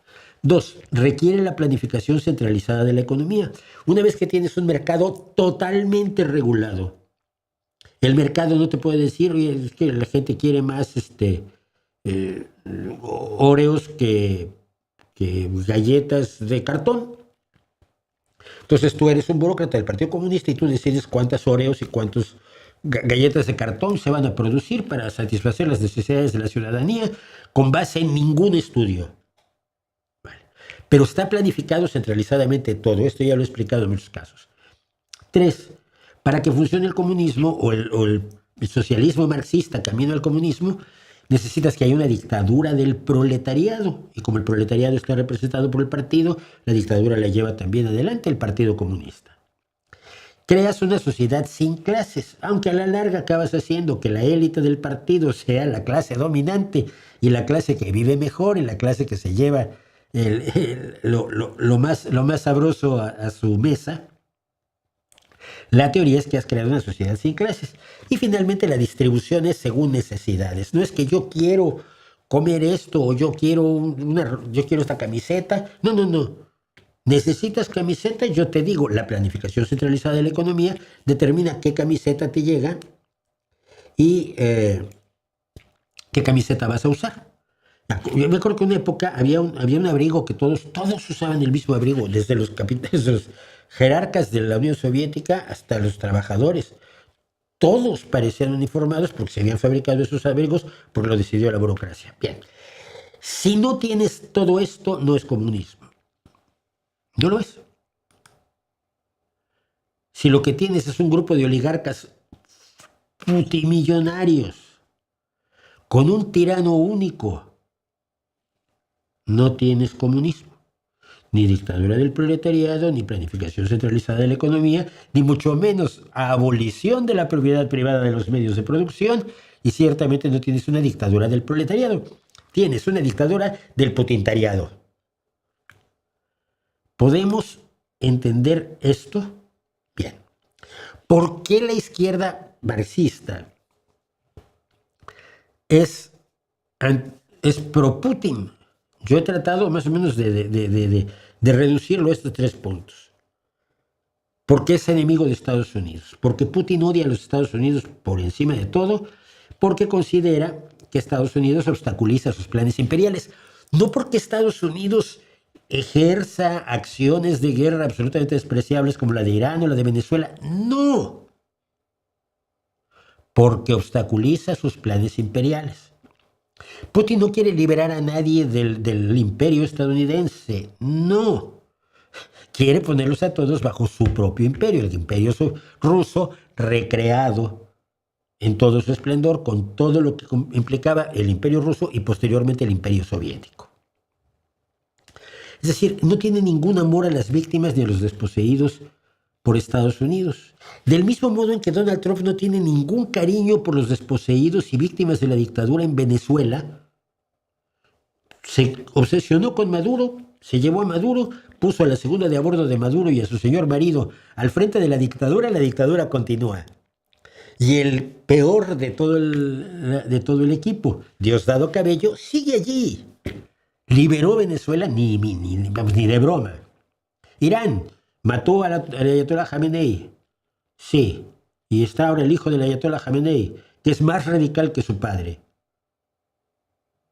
Y eso mejoró la situación de los apóstatas, de los cristianos, de los judíos en Irán, mejoró la situación de las mujeres en Irán, mejoró las posibilidades de una democracia donde realmente la gente puede elegir a sus líderes. No, porque a Trump eso no le interesa, como a Putin tampoco. Tratándose de usted y yo como gente de la calle, ambos son nuestros enemigos. Eso de seguir creyendo que Estados Unidos, que ser enemigo de Estados Unidos, lo vuelve a uno comunista o respetable, yo no estoy tan seguro. Yo creo que se puede estar contra Estados Unidos, contra Rusia, contra la dictadura en Venezuela, contra la dictadura en Cuba, contra la dictadura en China, contra la dictadura en Nicaragua y contra todos los dictadores, independientemente de su pretexto. Porque al final hay gente que sufre. Y tú o estás con los que sufren o estás con los que hacen sufrir. Si eliges la dictadura que tú quieres y eliges la de Putin o la de Trump, eliges al victimario que tú decides, eres de los malos. Bueno, ¿qué más me dicen rápidamente? Además de leer y corregir, ¿algún consejo a la hora de escribir ficción y o poesía? Decía Ángel García, vivir. Vivir. Nadie puede escribir desde la mera academia, ¿no? Sal a la calle, vive lo que pasa en la calle, vive lo que a ti te gusta, lo que a ti te interesa. A mí me interesaba, por ejemplo, el barrio en México, ¿no? Lo he contado, yo pasaba las noches en la colonia obrera, en cabarets de pésima muerte. La gente me cuidaba a mí. Iba yo solo con mi cochecito. Un Volkswagencito blanco, todo jodido. Pero yo me iba allí, me sentía yo re a gusto con esa gente, ¿no? Y me contaron cosas y me enseñaron cosas y me asustaron a ratos, ¿no? Vivir exterior e interiormente, vivencias internas, conocer el bosque y conocer la ciudad, hablar con gente distinta y saber cómo son mayoritariamente buenas personas la mayoría de la gente. Abrir los ojos a todas las experiencias humanas, el arte, la música, la ciencia, la tecnología. A mí siempre me ha horrorizado que haya gente que cree que puede organizar un país y no sabe cómo se hacen las cadenas. Las cadenas. O sea, cómo se corta el alambre y hay un aparato que dobla el eslabón enganchado al eslabón anterior con tal precisión que no necesitas soldarlo para saber que el eslabón está fijo y entonces lo volteas, lo vuelves a poner y pones otro trozo de alambre y tienes la máquina que hace el eslabón. Si no tienes una idea de cómo funciona el mundo a tu alrededor, cómo son las fábricas, cómo son los talleres, cómo son los automóviles, cómo son las dobladoras de lámina para hacer frigoríficos, si no te enteras de cómo funciona más o menos la biología y la física y la astrofísica, ¿de qué puedes escribir? La gente escribe de lo que vive y de lo que ve. Y yo creo que eso es la esencia de la poesía, ¿no? Saber reducir algo a palabras requiere conocer ese algo, ¿no? Y pienso en mi absoluto dios de la poesía, que es César Vallejo. César Vallejo te provocaba sensaciones que tenían relación aparente con la realidad, ¿no? Yo creo que ese es el secreto, o uno de los secretos. Luego está hacerlo bien, que ya es técnica y mucho trabajo. Y no cualquiera puede hacerlo del todo bien, eso es lo peor. Je. Ah,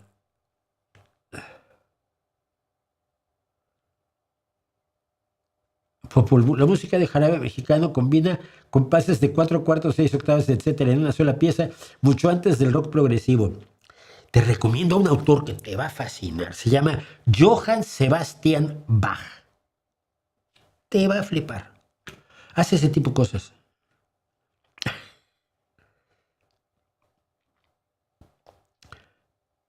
Eh, bueno, ¿por qué ¿para qué ibas al cabaret de Pésima Muerte?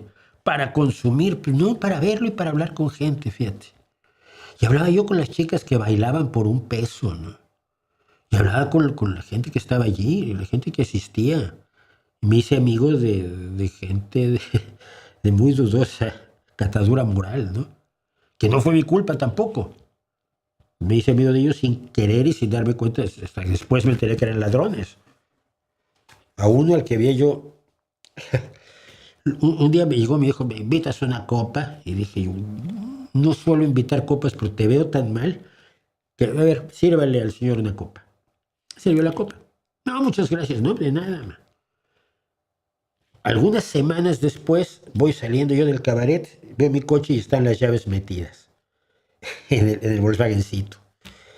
¿Y ahora cómo hago, no? ¿Cómo me voy a mi casa? Y llegó este mismo.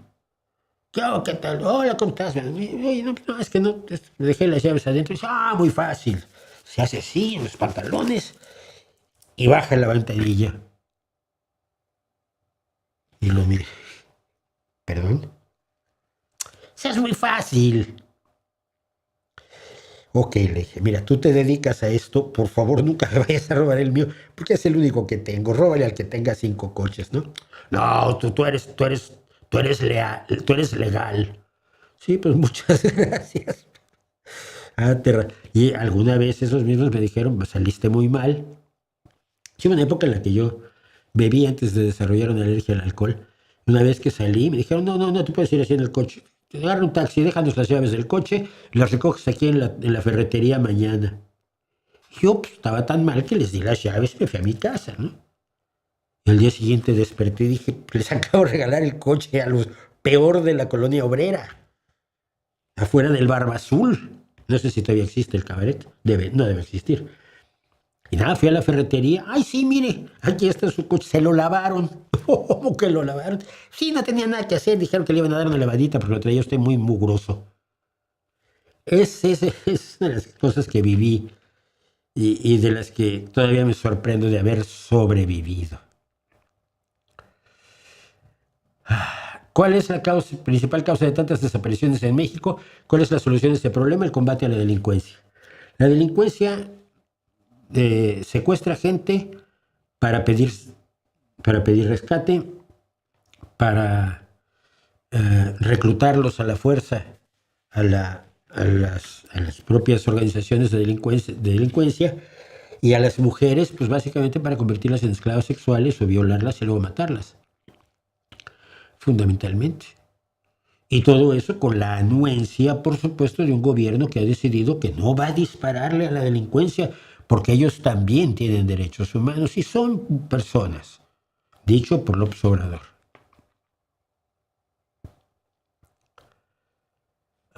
Bueno, vamos a hacer algo que va a haber. Esto lo he pensado mucho, miren. Cuando me pasaron esto de Rusarín, y entonces vienen los problemas de decisión y de... voy a volver a hablar de Rusarín. Ay, claro, te agarraste Rusarín para hacerte famoso. Pues no creo hacerme famoso así, ¿no? Es para tener muchas visualizaciones y ganar millones. Pues no, ahora que si gano millones lo voy a agradecer, pero no va a pasar. ¿Por qué no hablas con él cara a cara? Pues no me da la gana, punto. Yo comento sus vídeos, él los pone en público, son para que los veas y son para que opines sobre él. Como yo pongo los míos y otros me ponen verde, me da exactamente igual. Bueno, Y por otro lado, al nivel al que estamos hablando, una barbaridad como la que ha escupido este loco. No sé ni cuándo fue este vídeo, simplemente me lo pasaron. O sea, no sé si es de febrero de 2025 o de 2026, creo que es de 2026.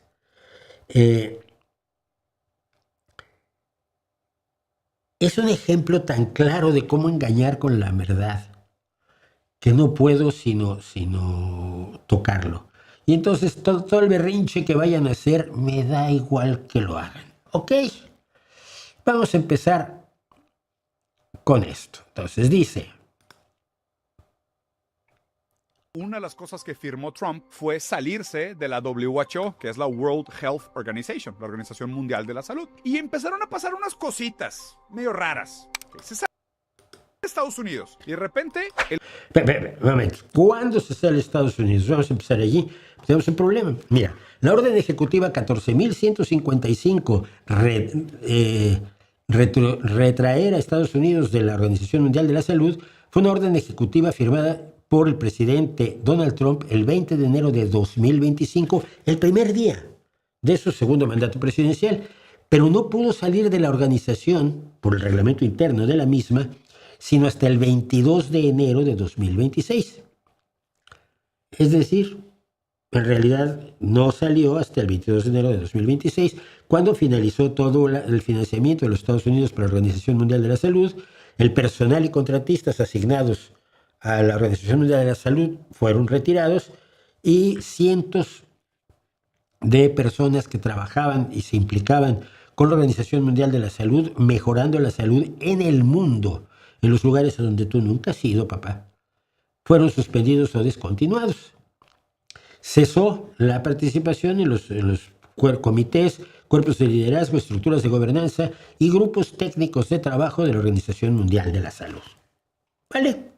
Bueno, eso ocurre entonces, decíamos, el 22 de enero de 2026. Y entonces el señor sugiere que hay una relación causal con lo siguiente. Estados Unidos. Y de repente, el 1 de febrero, se muestra la cura para el cáncer de páncreas. Después... No.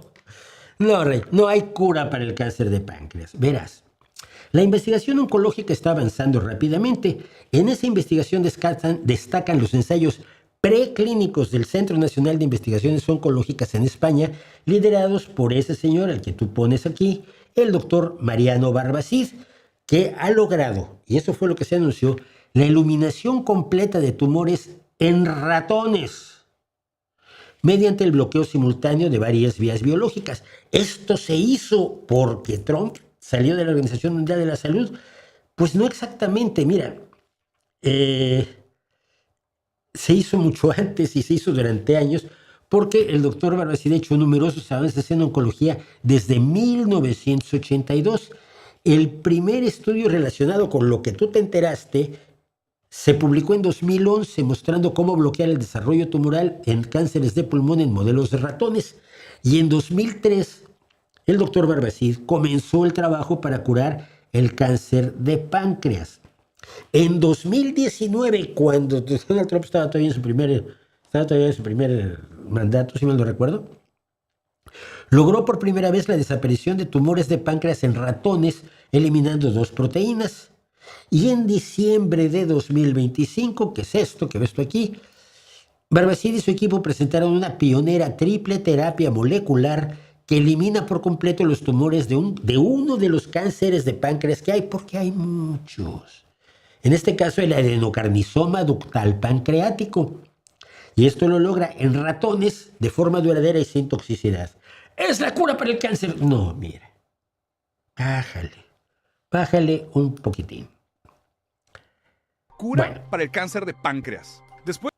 Entonces, eso que hizo el doctor Barbacid no es la cura del cáncer de páncreas y no apareció mágicamente. Hablamos de 23 años de trabajo que te pretendes saltar porque no tienes ni idea de qué coño estás hablando. Porque a ti lo que te interesa no es que se cure nada. Ya lo sabemos. Como el 3 de febrero sale una cura para el cáncer de colon en Corea. Después... Tú lo habrás visto el 3 de febrero de 2025, de 2026, ya no lo sé. Pero la noticia salió a fines de diciembre de 2024, antes de que Trump siquiera tomara posesión, y como usted ya seguramente se imagina, no es la cura para el cáncer de colon. Es un resultado prometedor que utiliza la manipulación avanzada de interruptores genéticos para revertir las células de cáncer convertir las células de cáncer en normales al cambiar su expresión genética. Es el resultado de años de trabajo de científicos en todo el mundo que pacientemente, sin Trump de por medio, han ido aprendiendo a reprogramar el ADN y han tenido avances importantes en otras formas de cáncer, como la leucemia mieloide aguda, una de las muchas formas de la leucemia, el cáncer de mama y el carcinoma hepatocelular, uno de los muchos cánceres de hígado, porque el cáncer, y esto ya lo deberíamos saber todos, no existe. Todo esto solo le parece raro a alguien que, no teniendo idea del estado de la ciencia del tratamiento de los cánceres, no haya tenido ningún interés en informarse, como si no tuviera Google, como si alguien tuviera que regalarle Google para informarse, porque su interés, por supuesto, es vender otra cosa. Este es el estudio, por cierto, en Advanced Science, control de las trayectorias de diferenciación celular para la reversión del cáncer. Un importantísimo trabajo, pero que no se produce porque Donald Trump se retiró de la Organización Mundial de la Salud. Seguimos. Hablan de la metástasis en los pulmones y hablan de procesos de cura en China el 7 de febrero. No, no exactamente. Se habló de eso, pero, perdón, no me encuentro. Ese estudio de la terapia de cáncer de pulmón fue retractado, por cierto, hace apenas unos días, el 25 de junio, porque era demasiado bueno para ser cierto, cosa que advirtieron investigadores oncológicos en el momento en que salió esto, que si hubieras estado interesado en saber qué se estaba diciendo al respecto de esto, y no solo la cura del cáncer y la metástasis, con palabras que no creo que sepas qué significan, te habrías enterado. Seguimos. Después hablan del virus de papiloma humano, una cosa súper complicada que supuestamente muchísima gente tiene, y una potencial cura para el virus de papiloma humano en México. No tampoco. Mira, como no mencionas ni los investigadores, ni la revista de publicación, ni nada, al respecto, aclaro, el VPH no es tan súper complicado. Lo de una potencial cura para el VPH es un invento total.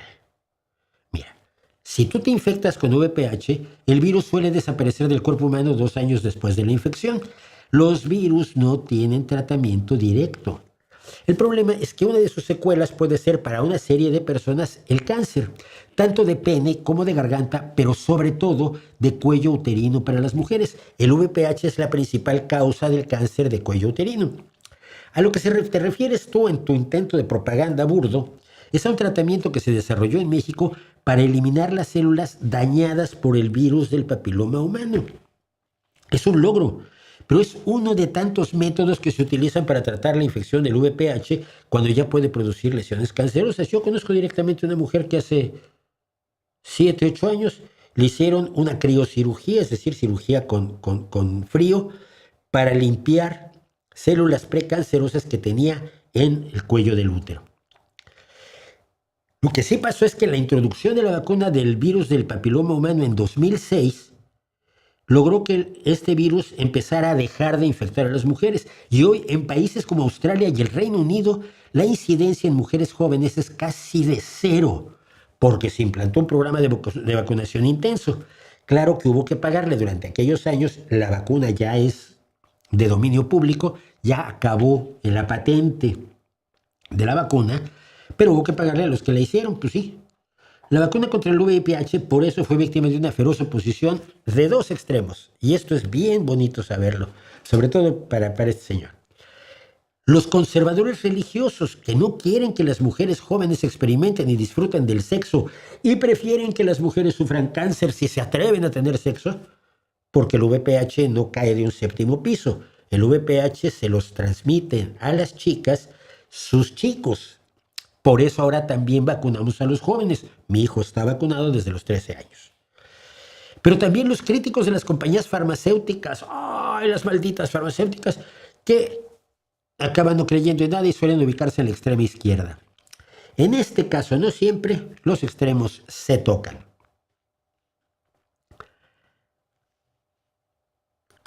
El 8 de febrero hablan de curar el cáncer de sangre, la leucemia, en Vietnam. Van 2 A ver, ¿es esto correcto?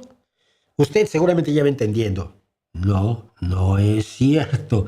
En Vietnam se llevó a cabo el 21 de agosto de 2024, no el 8 de febrero del año en el que vive este señor, un tratamiento exitoso a un paciente de 4 años usando inmunoterapia de células T o CAR-T, que como en otros casos que ya hemos hablado y que están usándose y explorándose cada vez más por todo el mundo, reprogramaron genéticamente las células para expresar unos receptores que acabaron con el cáncer. Y esto cura un cáncer que según el señor era incurable hasta el día antes de este video absurdo. No. Igual que el resto de los cánceres, la leucemia se clasifica en varios tipos, algunos de los cuales ya se curan en un 90% y otras variantes en apenas 40% en adultos y 60% en niños. Lo novedoso de esta aproximación importantísima de Vietnam es que fue para un niño que no había respondido a los tratamientos ya existentes. Y todo eso no ocurrió porque Trump firmara o no la salida de la Organización Mundial de la Salud. semanas de febrero. Y estamos hablando de 8 enfermedades que antes se pensaban incurables. Y se pensaban incurables en tu casa a la hora de la cena. Hablar sin saber es gratis, pero de veras que da una enorme vergüenza ajena. ¡Qué barbaridad! Incurables. En 2 semanas. Nada Solo. más se tuvo que salir a Estados Unidos. Imagínense lo bello. Momento. De verdad, hay que ser poco absurdo para pensar que todo esto que ocurrió, según él, después de la salida de Estados Unidos, cuando en realidad casi todo ocurrió antes, es por eso. Eso en ciencia y en la vida normal se conoce como una falsa correlación. Es decir, el que dos cosas ocurran una después de la otra no significa que la primera sea la causa de la segunda. Para determinar que hay una causalidad, pues existen una serie de procedimientos que la ciencia ha desarrollado a lo largo de los años, incluso la sociología, para determinar si hay una causalidad, como en el caso de los influencers y la receta de ivermectina, ¿no? Pero este señor no necesita eso porque a él no le interesa el conocimiento ni la curación de nada. Le interesa su rollito. Imagínense lo bello que sería el mundo si Estados Unidos se saliera de todo. Ay, sí, sería bien bonito. Tú seguramente estás muy feliz de los cientos de miles de personas que están muriendo por la salida de Estados Unidos del sistema USAID, el United States, el sistema de auxilio de los Estados Unidos para el exterior. Mira, yo no sé si Estados Unidos lo hizo porque le convenía. Es un trabajo de relaciones públicas, de lo que se llama crear buena imagen. Pero a mí me da igual. Llevaba vacunas a cientos de miles de niños, llevaba alimentos a cientos de miles de niños, llevaba medicamentos a cientos de miles de personas o millones de personas en todo el mundo. Se está hablando de cuánta gente ha matado Elon Musk el día que decidió que Estados Unidos saliera de USAID. Así de bello sería el mundo. Cuando retiró a Estados Unidos de la ayuda internacional, condenó a muerte a millones de personas. Hemos hecho 2 videos sobre eso aquí. Y se ha publicado en revistas como la prestigiosa Journal of the American Medical Association, que está haciendo estudios de los casos concretos como este. Los cortes en la ayuda mundial y las consecuencias locales para la salud en Nakivale, un asentamiento de refugiados en Uganda. Esto fue publicado esta misma semana. Todos los días hay información de que, tú me dirás, Estados Unidos no tenía la obligación de ayudar, vale, pero una vez que empezó a ayudar no puede cortar la ayuda sin hacerse responsable de las muertes, del genocidio, de la barbarie, del dolor y el sufrimiento que implica no tener comida, no tener alimentos, no tener medicamentos y no tener vacunas. Me imagino que este señorcito estará aplaudiendo a Elon Musk por haber sacado a Estados Unidos de algo más. Ah, si lo sacaran de todo. Por ejemplo, de toda la investigación científica. ¿Pero por qué, Diego? O sea, ¿qué tiene que ver con que se salió Estados Unidos de la Organización Mundial de la Salud y de repente empezaron a salir curas para todas estas enfermedades que antes se pensaban incurables? Bueno, te voy a decir por qué, porque no es cierto. Te lo inventaste. Te lo sacaste de la manga, por decir un lugar menos oneroso que aquel que yo podría haber dicho de dónde te lo podías haber sacado. Ahora, usted sabrá que fuera de Cuba, Vietnam y Laos no existe la propiedad social de los medios de producción. Es decir, todos los medios son privados. La medicina, las farmacéuticas hacen investigaciones con dinero privado. Las grandes investigaciones se hacen con dinero público, pero dinero público de países que no son países comunistas. Pero eso no es lo que cree este señor. Lo que cree es que esas enfermedades incurables se curan ahora porque ha terminado la propiedad privada de los medios de producción y el capitalismo. El capital. Sí, El capitalismo, el capital, la propiedad privada de los medios de producción, la ganancia de los capitalistas y de la industria farmacéutica. Así lo es. Sí, así lo es. ¿Tú crees que alguien no va a ganar dinero con esas curas que tú dices que existen, que no son curas, pero los tratamientos que puedan derivarse de esas investigaciones de las que no entendiste un carajo? Porque la industria farmacéutica nunca busca desarrollar curas. La industria... No, los curas se desarrollan en los seminarios. En los seminarios se prepara a los curas católicos. No, miren.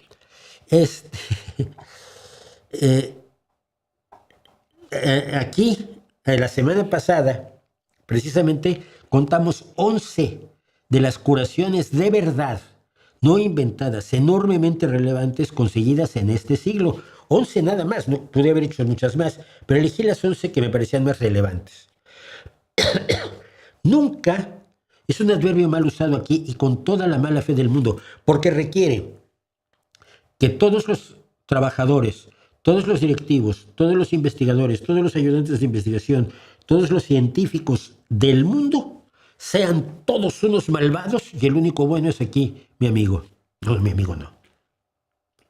La industria farmacéutica lo que quiere son clientes con enfermedades crónicas que necesitan largos y caros tratamientos. Pues no, mira, no son tan largos ni tan caros. El mito de la cronificación de enfermedades lo cuentan sobre todo los grandes empresarios que tienen como propiedad privada las pseudoterapias, que además de ser capitalistas hasta la médula y depredadores como pocos chacales, consiguen que almas cándidas como esta les haga el trabajo sucio, porque se presentan como rebeldes contra las grandes industrias farmacéuticas, mientras ellos se enriquecen sin que nadie los llame a cuentas. Porque todas estas investigaciones están vigiladas de una manera extraordinaria por los propios científicos que trabajan en la misma área. Por eso se retiró el estudio chino, por eso se retiran estudios. Por cierto, para tonterías como las que esparce este sujeto, fue que yo hace algún tiempo escribí... perdón. Uy. No, estoy en otro lado.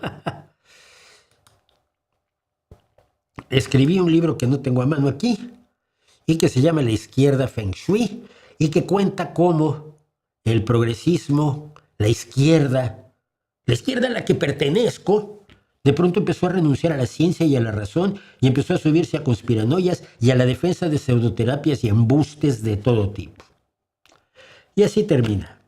El objetivo de la industria farmacéutica, bajo el modelo de producción capitalista, es maximizar la ganancia del capital. No.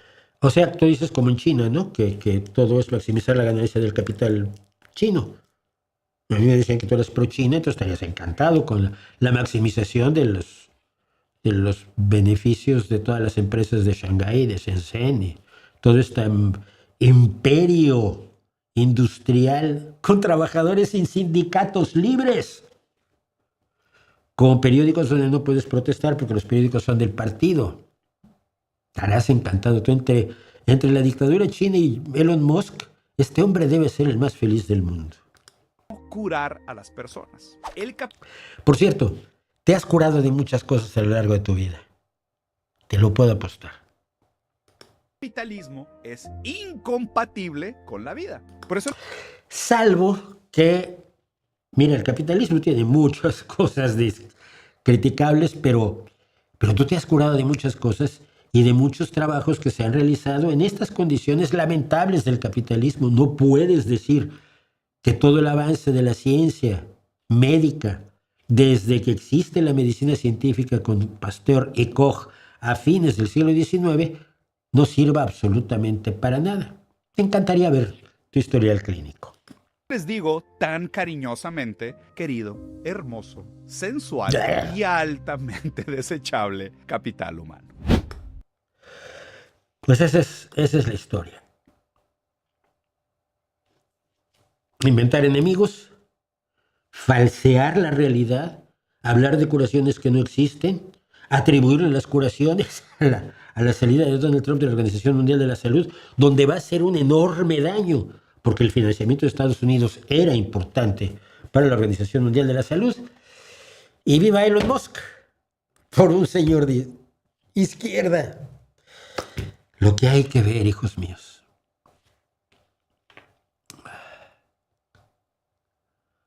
Ya ni encuentro a dónde voy, Madre Santa.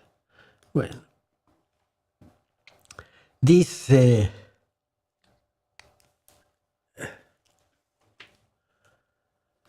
¿Para qué ibas al...? No, ya hablamos para qué iba los cabarets de pésima muerte. Sobre todo el Barba Azul. Yo me pasé larguísimas noches en el Barba Azul. ¡Qué horror! Mi padre cree que el gobierno chino, ruso y El Salvador son lo máximo. Le gustaría que haya un régimen como esos en México. Ya le he explicado, pero es terco. Bueno, no lo sé, no sé qué decirte. Ciertamente son tres regímenes absolutamente distintos, ¿no?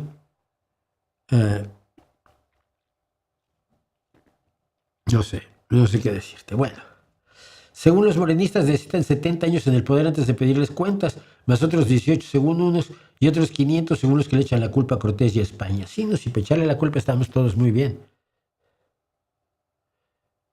La despedida de Cristiano Ronaldo tras su eliminación no la vi, fíjate.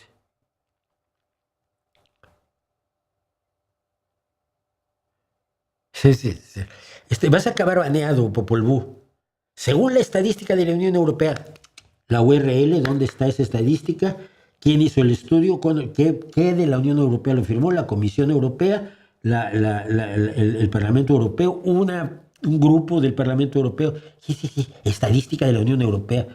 No, hombre, no. Sigue existiendo el Barba Azul, dice Ángel García. He sido fotógrafo de algunos de sus eventos de burlesque. ¡Qué maravilla! ¡Qué maravilla! Pero sigue siendo un lugar donde va la gente pobre. No. El único de clase media, medianamente media era yo. Todos los demás eran clase media baja y para abajo. Mecánicos, dependientes de tlapalería y cosas así. Dios, dicen cada tontería que me dejan frío. El punk existe para que los músicos mediocres puedan tocar. Eso solo es Ramones.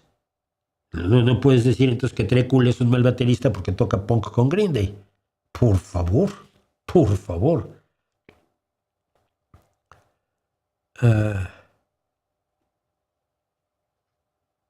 Te hemos escuchado hablar sobre Chespirito y Cantinflas.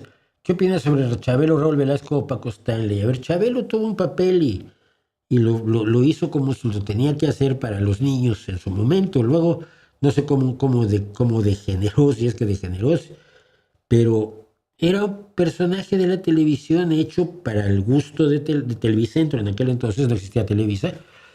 Al gusto de Televicentro, al gusto de Rubén de Azcárraga Vidaurreta, que es el primero, y nada más. Raúl Velasco sí hizo un imperio Y fue malísimo para la música, ¿no? Porque mediatizó enormemente la música. Algo que la gente no recuerda con facilidad es que Jaime López empezó su carrera, o se hizo por lo menos conocido, en Siempre en Domingo. No sé cómo llegó a oídos de Raúl Velasco, que lo presentó un par de veces como López. Y era muy raro, y un tipo delgadito y que hacía rock y se contorsionaba. Estaba haciendo un papel, evidentemente, Jaime, ¿no? Eh, y no me acuerdo qué canción fue con la que dijeron, hasta aquí llegaste, ni una más, ¿no? Bueno, ¿qué más nos falta? ¿A los youtubers les publican libros más fácilmente? No lo sé, yo fui autor de libros mucho antes de ser youtuber, como es lógico, ¿no? Primer libro lo publico creo que en el 78, por allí, ¿no? Tengo, en mi Wikipedia están todos los libros que he publicado. Pero a ver, el terremoto fue en el 85, no, en el 83 debe haber sido. Me publiqué mi primer poemario, Música para tus ojos, disco para el renacimiento del rock. Fíjate. Y, y mi último libro lo publiqué hace unos 5 o 6 años, que es el de las supernenas. Y tengo uno que estoy escribiendo a palabra por año, y yo creo que en unos años lo acabo. En fin.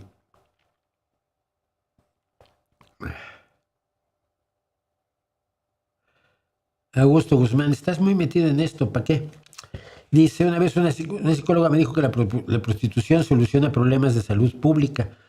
No es de salud pública, pero de salud pública no forzosamente de higiene, sino de conseguir o ofrecer una posibilidad de que satisfagan sus deseos sexuales personas que no lo pueden hacer de otro modo. Simple y sencillamente, ¿no? Y siempre se ha considerado así con enorme frecuencia, y yo creo que es cierto. Y yo creo que yo soy un enemigo jurado de la trata, de la esclavitud, porque la esclavitud no es prostitución, es esclavitud. Pero la prostitución me parece un trabajo sexual válido, y estoy en desacuerdo con las feministas de mi partido, por ejemplo. Pero a mí me parece un trabajo sexual válido. Pero nadie quiere que sus hijos sean prostitutas. No, pero tampoco quiere que sean mineras, o tampoco quiere que sean cirqueras jugándose la vida en el trapecio, y tampoco quiere que sean que frieguen pisos, que frieguen suelos, o que hagan un montón de trabajos que la gente hace porque necesita ganarse la vida.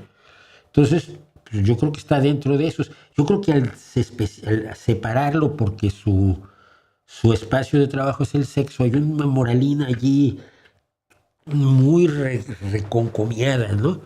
Es decir, las mujeres tienen derecho a hacer todo lo que quieran, menos todo lo que quieran, excepto si quieren hacer algo con su sexo que no les guste a ciertas otras mujeres, ¿no? Que dan un montón de explicaciones que a mí me parecen muy poco válidas, pero yo no creo que vaya a dejar de existir, no creo que la puedas prohibir. Creo que el problema de esto es como las drogas, al prohibirlas generas una clandestinidad mucho mayor, vas a impulsar la trata. Si en España se llegara a abolir, como le llaman abolición, si llegara a prohibir la prostitución, generarías una mucho mayor presencia de la trata y de la explotación de la prostituta, porque no puede trabajar independientemente, sino que tiene que depender de quien la proteja, de la policía, por ejemplo, ¿no? Entonces, al final provocas lo que no querías provocar.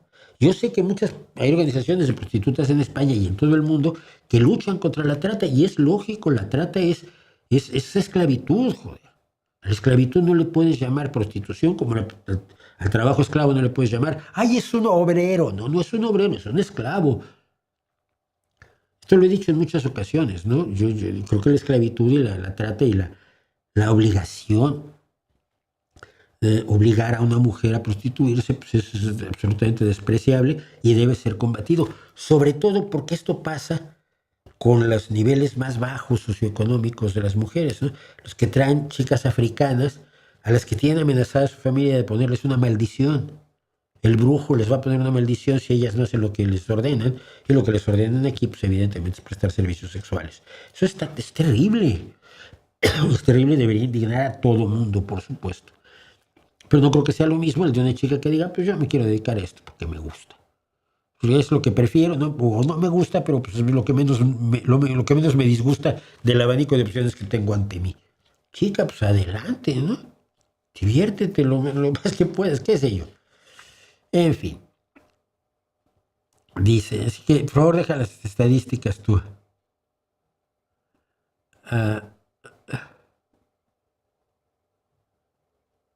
el partido empieza a las 2 p.m., el partido empieza a las 10, yo voy a estar a las 10 saliendo de aquí o 15 minutos antes. ¿Qué crees que le falta al fútbol mexicano para mejorar? ¿Rafa Márquez va a dirigir la selección? Sí. Había dicho Rafa Márquez estaba dirigiendo buena parte de la selección ahora en la transición que hubo entre el Vasco Aguirre, a quien yo le tengo un enorme cariño, de aquellos años en que él y Carlitos Alberti intentaron hacer el sindicato de futbolistas. Y les fue muy mal. Carlitos Alberti era un gran defensor, gran defensa del Necaxa, y el Vasco Aguirre, si mal no recuerdo, era un medio que jugó, entre otros equipos, en el Guadalajara, que es donde hay que jugar. Pero y Rafa Márquez aquí fue verdaderamente un mexicano que dejó una huella impresionante en el Barcelona, pero impresionante. A mí me tocó ver jugar toda su carrera en España a Rafa Márquez. ¿Qué se necesita para que el fútbol mexicano mejore? Mira, necesitas, supongamos que tienes el suelo así, y arriba está la Federación Mexicana de Fútbol, que es una sucursal de Televisa. Lo que necesita es que haya un movimiento telúrico donde se abra la tierra y la Federación Mexicana de Fútbol y Televisa se vayan al centro de la Tierra, donde se fundan junto con el resto del núcleo de hierro de nuestro planeta y sirvan para crear nuestro campo magnético y nos permitan sobrevivir. A partir de allí, plantear otro modelo de negocio para el fútbol mexicano. En España se intentó, lo que se hizo fue obligar a todos los equipos a ser sociedades anónimas. Entonces tú no podías ser el dueño de un equipo, que era lo que se acostumbraba, sino que te viste obligado a vender acciones de los equipos.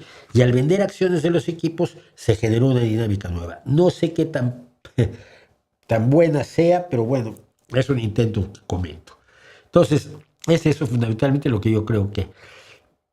Si Rafa Márquez, te digo, ya esencialmente dirigió a la selección en este mundial, junto con el Vasco Aguirre. Personalmente, le deseo lo mejor a Rafa Márquez. Como jugador era tan terriblemente bueno que si es así de bueno como entrenador, bien nos va a ir, aunque tengamos esa Federación Mexicana de Fútbol que es más bien peor que la FIFA.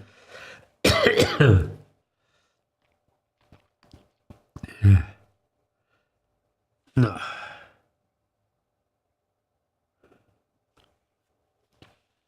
¿Te enteraste del escándalo de un columnista del Universal que escribió de las opiniones de Monsiváis acerca de AMLO? El periodista dijo que era una transcripción de una entrevista vieja. Sí, lo sé, me enteré de eso. No tengo nada que decir. Si tiene la grabación de la entrevista, o por lo menos las notas de la entrevista de aquel entonces, sería bueno, porque lo que revela no es tampoco nada especialmente escandaloso. ¿Qué? Que haya tenido devaneos homosexuales López Obrador, quizás. ¿Qué pasa? ¿Que Monsiváis era homosexual? Eso lo sabía todo el mundo.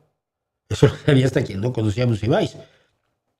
Que López Obrador es tonto. Eso lo sabía Monsiváis cuando él tenía 19 años López Obrador, y lo sabía yo cuando conocí a López Obrador en la campaña con Cárdenas en el 97, en el 96.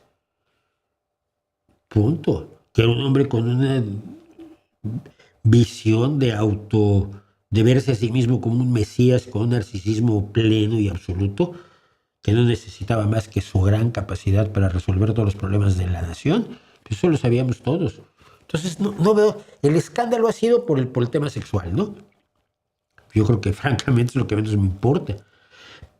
A mí me importa mis gobernantes con quién se acuesten, sino a quién joden. ¿Ok?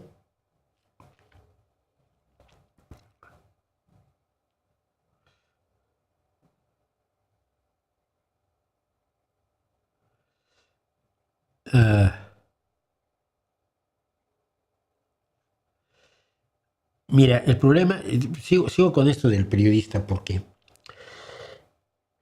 publicaron una entrevista de la cual no tenía respaldo de una cinta de audio. Pues que las cintas de audio las empezamos a tener cuando hubo grabadoras pequeñitas. Pero esto, ¿en qué año puede haber sido? ¿El 86, 87? Por ahí, en los 80, ¿no?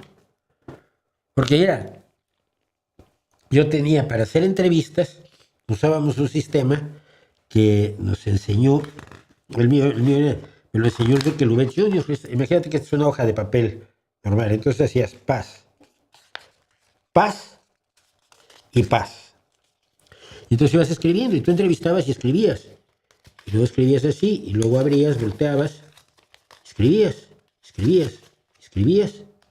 Así se hacían las entrevistas. Yo así entrevisté a Juan José Arreola, yo así entrevisté a René Revertés, yo así entrevisté a Hortensia Bussi de Allende. Yo entrevisté a un montón de gente sin cinta de audio. Anotabas lo que te decían y luego lo reconstruías más o menos, y mientras fueras fiel al fondo, la forma era igual, daba igual, ¿no? Entonces, si tiene las notas, por ejemplo, por eso decía yo que las notas serían útiles, porque en aquel entonces no creo que hubiera cintas de audio, no las había, simplemente. Tú no tienes una idea como el trabajo periodístico. Mira, para centrarte. Cuando después del terremoto, yo tuve problemas psicológicos porque veías que se movía una ventana, una lámpara y decía está temblando otra vez, aunque la estuviera moviendo el aire. Finalmente me fui con la... me fui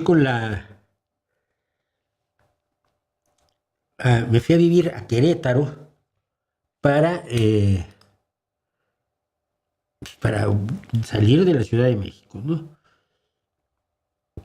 Y el periódico Excelsior, en el que yo escribía, me nombró corresponsal me nombró corresponsal en Querétaro. No pude hacer mucho porque el que ya era corresponsal en Querétaro le cayó como en la punta del hígado que le nombraran otro corresponsal, que era yo. Y entonces pues, me saboteó todo lo que pudo. Bueno, hay gente menor, ¿no? Gente pequeña. Y la gente pequeña pues no haces más que hacerla a un lado. Pero para mandar las cosas a Excelsior tuve que aprender a usar un telefax, un teletipo. Y el teletipo era una cosa que te conectabas por teléfono y tú tecleabas y los impulsos iban por el teléfono a otro teletipo que estaba en la redacción donde taca también escribía. Pero no podías escribir mayúsculas y minúsculas, solo tenías mayúsculas, acentos. O sea, tenías el alfabeto en mayúsculas y 10 números. Y con eso, pero todo lo que tenías que hacer para aplicar, para mandar un teletipo, era tremendo. Además, las teclas eran durísimas, además que las máquinas de escribir que utilizábamos entonces, porque todavía no había ordenadores, o computadoras o computadores. Entonces, cuando una de las chicas del gobierno de Querétaro me enseñó a usar el teletipo.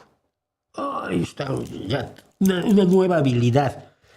A las 3 semanas que aprendí a usar el teletipo y lo usé, te puedo decir, para el Festival de Derechos Humanos, un festival y foro por los derechos humanos que hubo en San Juan del Río, donde entrevisté a Hortensia Bussi de Allende, una reunión de la Internacional de Escritores Policíacos, que fue la que me llevó a decidir que yo podía escribir una novela policíaca, y la escribí, y una visita presidencial de Miguel de la Madrid a Querétaro. Y después de eso pusieron fax. En el gobierno, en la oficina que yo usaba en el gobierno del estado para mandar mis cosas, y pusieron fax en Excelsior. Y todas las semanas que yo invertí en aprender a usar el teletipo, me las comí con patatas. Y unos meses después compré mi primera computadora, una Atari, en la que escribí mi primera novela, por cierto. Así que, cha. Ya hablé del robo aquí, ya hablé del robo. Criticó Irving Gatell, Jalife criticó a Irving Gatell por no ser titulado de alguna carrera. Yo creo que Irving Gatell tiene mucho de qué criticarle y nada de eso. Pero bueno, tú le puedes decir a Jalife que está muy bien que le sea egresado de medicina y nazi.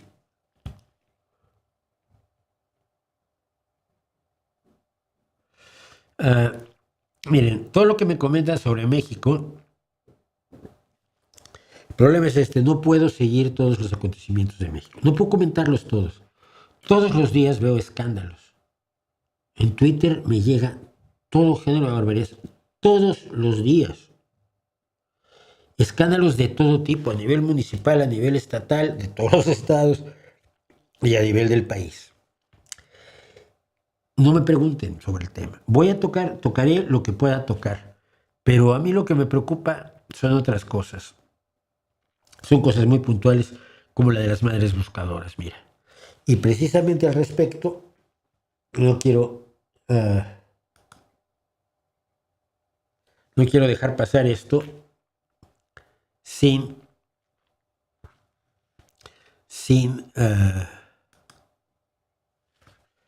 dar voz a quien tiene que tenerla. Yo solo me callo y dejo que hablen.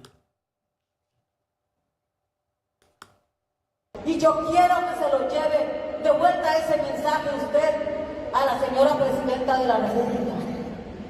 Quiero que le diga que no es mentira que somos tantas madres buscando a nuestros hijos, que tenemos que cavar la tierra para desenterrarlos y ella sigue negando las cifras oficiales que ha dado la ONU. Es una vergüenza tener una presidenta mujer que debería de poner en alto el nombre de nuestro país. Pero nuestro país es una fosa clandestina que está llena de restos humanos, de personas que son arrebatadas. ¿Me está escuchando, señora Isela?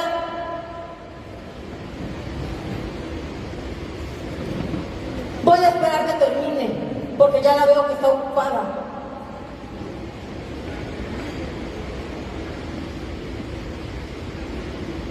Ya veo que en nuestra propia cara nos ignoran. Esas mismas ganas que tenía de decírselo en su cara, son las mismas ganas que tengo de ver a la presidenta en su cara y decirle, qué lástima que sea mujer, que le quedó grande el paquete de gobernarnos. Vendió nuestra seguridad, la seguridad del país, se la vendió a los criminales, porque son los que nos están gobernando. ¿Es cierto o es mentira que si no nos están gobernando los criminales, que se les fueron de las manos nuestra seguridad y nuestros jóvenes tienen que pagar por ello? ¿Cuántos jóvenes inocentes están enterrados y que tenemos que desenterrarlos nosotras? Yo encontré a mi hijo y ¿sabe qué encontré? Solamente su cráneo en un cementerio de Acapulco. Ni siquiera para eso sirve la Fiscalía del Estado, para hacerle las confrontas y por lo menos encontrar los restos y que tengan confrontas. Tenemos que exigirlas. ¿Y qué acaba de decir el fiscal de Guerrero? Que cada mes se reúne con las familias. Eso es una mentira. Es mentira, eso no es verdad. Aquí debería de estar también Omar García Campos, escuchándonos y comprometiéndose a darle seguridad al país, a todos nuestros jóvenes, a nuestros niños, a la sociedad en general. De verdad es una pena tener mujeres en los cargos tan importantes, porque no nos sirven para nada, no nos sirven, es cada grande el paquete.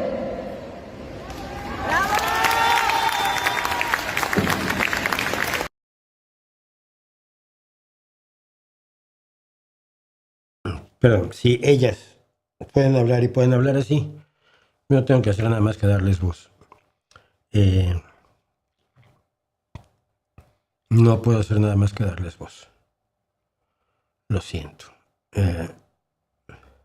Bueno, vamos a ver una cosa y no sé si me va a dar tiempo de hacer los comentarios, si no, los hago, los grabo y los pongo después, los grabo mañana. Bueno, miren, esto, como os dije, está la Semana Negra en acción aquí, y la ultraizquierda siempre tiene un espacio en la Semana Negra, ni hablar. En esta ocasión, bueno, estaba gente de distintas organizaciones que tuvieron un foro de solidaridad con el gobierno cubano, Ellos dicen que es un foro de solidaridad con Cuba, pero no es un foro de solidaridad con Cuba, es un foro de solidaridad con el gobierno cubano.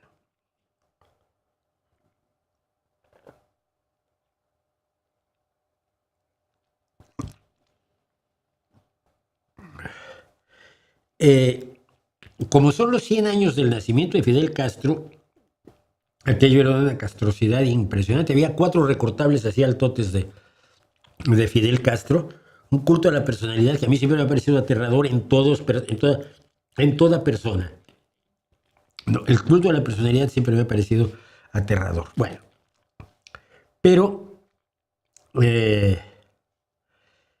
no, la primera actividad que hubo, por cierto, fue... la primera actividad que hubo fue esta, donde estuvo un periodista español, Couso, hermano de Couso, el que fue asesinado por las fuerzas estadounidenses en la guerra de Irak, y un diputado de la Asamblea de Cuba, que dijo que se iba a hacer un debate, cosa que me pareció magnífica, ¿no? Yo creo que siempre hay que debatir las cosas. Y entonces yo me preparé para preguntarle sobre los cambios que había anunciado el gobierno cubano. Yo no iba a reventar nada. Entonces empezó el diputado diciendo que lo importante era el debate, porque así es como se puede llegar a las mejores decisiones y se puede llegar a la verdad. Por lo que ocurre en Cuba. Y a partir de allí, hasta que terminó el tiempo, el debate nunca se presentó, cosa que yo ya me olía porque los conozco. Pero al día siguiente, la cosa fue aún bastante mejor porque estuvieron presentes estos 2 personajes. El de arriba es Elian González. Si ustedes recuerdan algo así, unos 26 años hace, alrededor del año 2000, Elian González fuera un chico cubano que fue subido por su madre a una barquichuela. Su madre, divorciada del padre que estaba en Cuba, se lo subió a una barquichuela y se fueron para Estados Unidos. Y en el trayecto la madre murió. Y Elian González llegó a Estados Unidos y la gente a su alrededor pidió el que le dieran el asilo político. Curiosamente, saquen ustedes sus conclusiones, yo no las saco. Porque el respeto a las leyes es importante, aunque las respeten las personas que detestas. El padre desde Cuba pidió que le entregaran al hijo, que él tenía la patria potestad sobre el niño y punto. Y la Suprema Corte de Justicia de los Estados Unidos dictaminó que el niño, teniendo 6 años de edad que tenía en aquel entonces, pues no podía pedir asilo político y que el único que podía decidir sobre el niño era quien legalmente era quien tenía la patria potestad, o sea, su padre. De modo que si querían el padre que se lo regresaran, se lo tenían que regresar. Entonces Elian lo tenían unas familias de disidentes cubanos. Las escenas las recuerdo como si fueran ayer, porque entró la policía a esa casa para llevarse al niño, porque así lo había dictaminado la Suprema Corte de Justicia de los Estados Unidos, algo que ya habrá olvidado Elian. 26 años son muchos. Y a entregárselo al padre, el niño volvió a Cuba, lo convirtieron en un símbolo de la revolución, le hicieron estatuas y fue sometido a una indoctrinación específicamente sólida. Ahora es diputado de la Asamblea en Cuba también, Elian González. Y es una historia, de estas historias de cómo se usa a la gente para la propaganda. El de abajo es todavía más interesante, es el nieto de Fidel Castro, el señor Fidel Castro Smirnov, que está allí con algunos de los recortables pues, de su abuelo. ¿Qué es a lo que yo me refiero con mentir con la verdad? Que es un poco lo que hace, bueno, alguna vez hizo Rosarín, yo creo que en este video que vimos no, pero mentir con la verdad es decir los hechos a medias. Tanto Elian como Fidel se marcaron un discurso en su esencia indiscutible. En 1956 a 59, que es cuando era la revolución, Cuba estaba en una situación terrible, supeditada a Estados Unidos, con racismo, sin escuelas, sin medicinas, con una entrega de la economía a los Estados Unidos y un dictador brutal. que era Batista. ¿Cierto? Absolutamente cierto. Indudable, innegable. Por lo tanto, la revolución se produce para quitarse todo esto. Aunque se procede primero con una revolución nacionalista y una vez que ganan dicen, ¡ay, se me había olvidado mencionar que somos comunistas! Que al principio habíamos dicho que no éramos, pero es que nos confundimos. Esa fue más o menos la teoría que lanzó Fidel. Vale, pues comunista, el pueblo quiere ser comunista, chico. Yo soy un demócrata. Si el pueblo quiere ser comunista, arriba el pueblo. Bien. Estados Unidos se molestó muchísimo, entre otras cosas, porque les expropiaron todas las propiedades a los estadounidenses sin pagárselas. O sea, más que expropiarse, se requisaron. En la expropiación se paga. Es histórico que cuando México en 1938 expropió el petróleo a las compañías británicas, estadounidenses y holandesas, pagó religiosamente el precio de todas las instalaciones y terrenos que pertenecían a estas empresas. Eso es una expropiación. Una expropiación es una compra obligada. Una requisa es otra cosa. Entonces te lo quito y ya es mío. Pero págame, no te pago. Entonces los tribunales estadounidenses, por supuesto, se pusieron del lado de sus empresarios y Estados Unidos se dio cuenta claramente que lo que tenía aquí era un teatro de la Guerra Fría. Kennedy concretamente se da cuenta de esto. Entonces emprende 3 acciones. Primero, el embargo comercial a Cuba, la promoción de la contrarrevolución en la Sierra del Escambray y la invasión de un grupo de disidentes cubanos que en Playa Girón o Bahía de Cochinos, así le llaman unos y otros, se produce y atacan y son derrotados en cuestión de un par de días. ¿Es cierto esto? Absolutamente cierto, indudable. Estados Unidos trata de reventar a Cuba y Cuba sobrevive. Sobrevive porque el tío Boris, o sea, la Unión Soviética, pagaba las facturas, pero ya no te lo cuentan.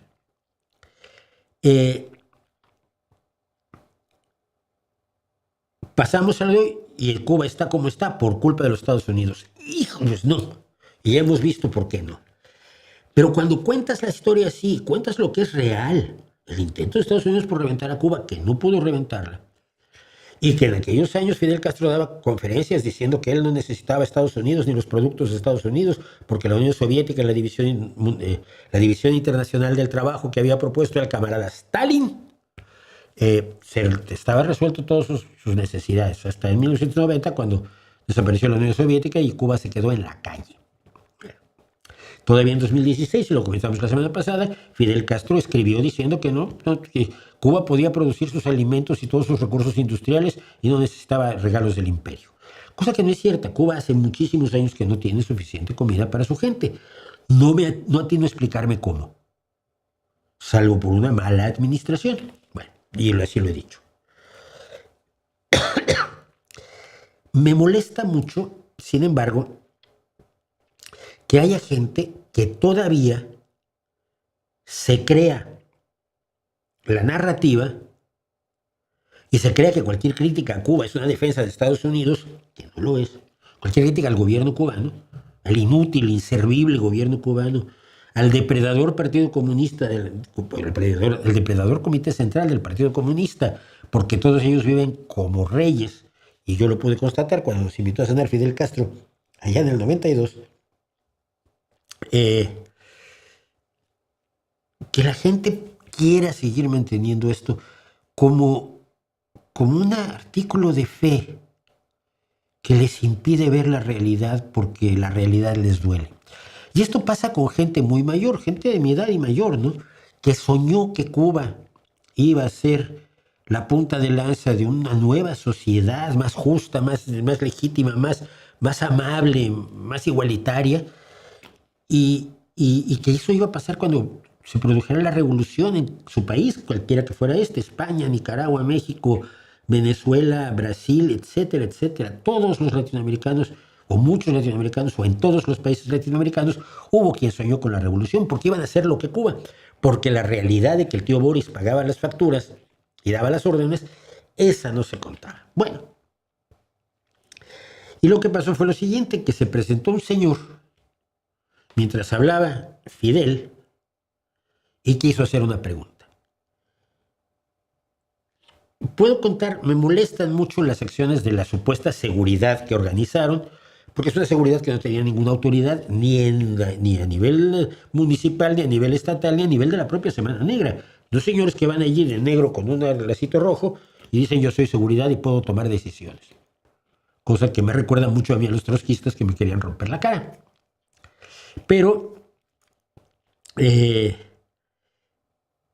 la reacción de la gente, de los que, decía alguien que son como los que mueren doncellas políticas porque nunca tuvieron una revolución que las desflorara como debían o como soñaban que lo iba a hacer, ¿no?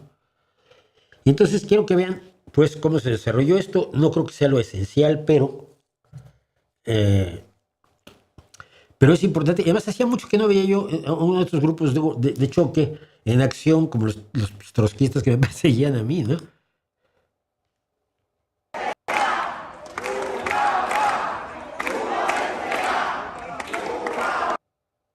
Bueno, quiero que vean ustedes a este señor que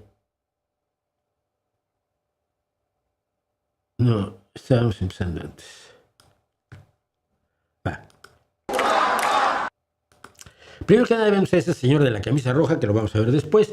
Ese señor cometió una de las más terribles agresiones imaginables. Se adelantó ante dos de los de seguridad y le dijo al nieto de Fidel Castro, quiero hacer una pregunta. Si hubiera dicho, quiero que me regales a tu abuelita para convertirla en mi esclava sexual, hubiera sido menos escándalo.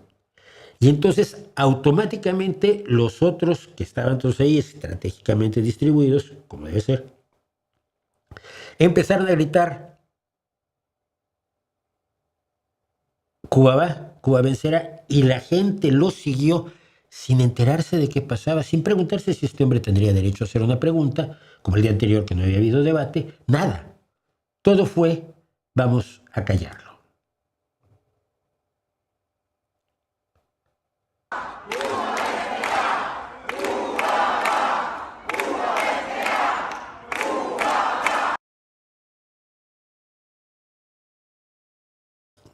Quiero que vean a este señor con el lacito rojo, porque el lacito rojo que identificaba a los de seguridad, a los más heavies. Había otros que eran como de la segunda línea, ¿no? O el jefe, que el jefe no llevaba ninguna identificación.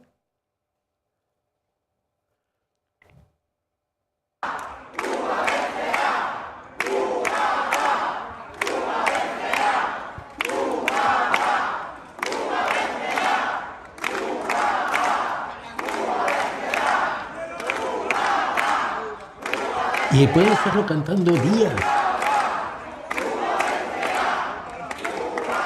Y entonces aquí ya tenemos a este señor diciendo, ya logramos sacar del recinto.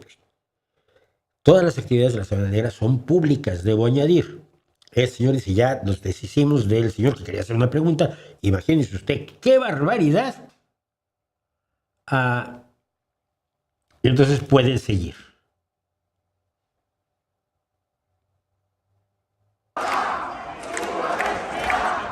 Y Fidelito sí.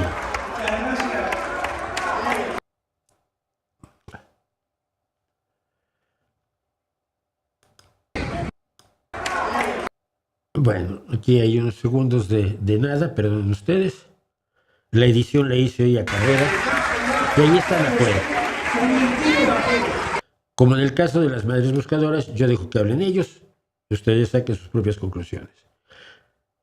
Yo lo que digo es, si uno de los defensores de Fidel o del comunismo cubano quiere hacer una pregunta en una actividad de cualquier otro tipo, yo lo defendería. Esto debe quedar muy claro.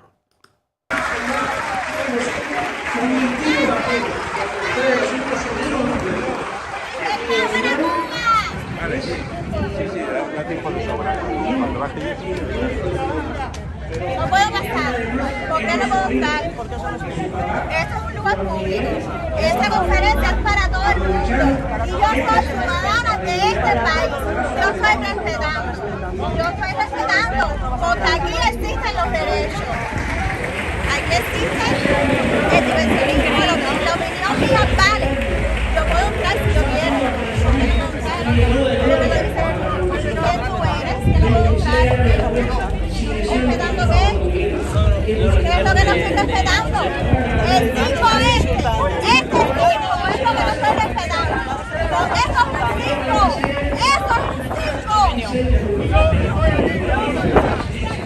Pero yo le iba a hacer una pregunta a Elian.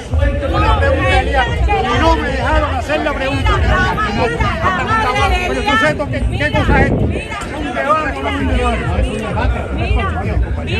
no se es positivo.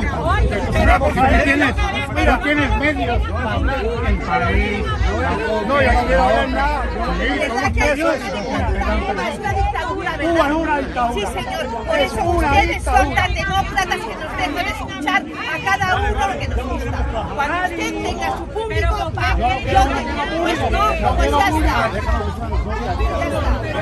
Tenemos democracia, estamos en nuestro país y escuchamos lo que queremos. Usted se calla.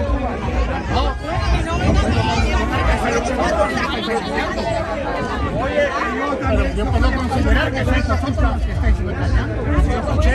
Bueno, pero usted quiso hacer una pregunta.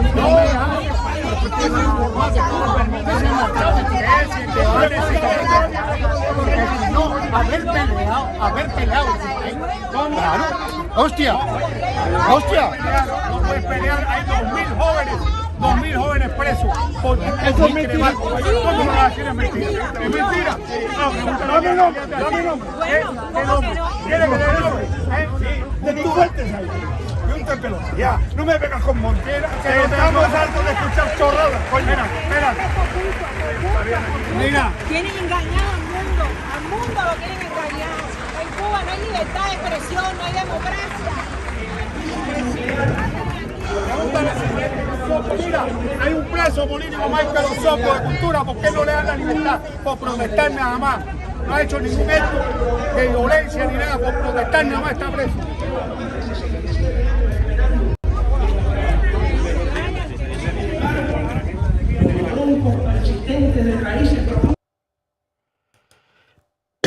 Bueno, debo decir que es una grabación exclusiva del Riva Desnudo, por supuesto, la tomé yo personalmente.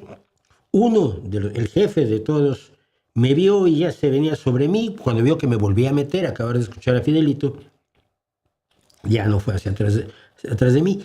Y aparte, entre la multitud había gente claramente de la seguridad cubana. Y creo que es lógico, porque traes un al nieto del líder y a un diputado de la Asamblea cubana, que lógicamente pues, deben ser protegidos, traen seguridad todos en todo el mundo, no tendría que ser esta la excepción, pero se notaban menos.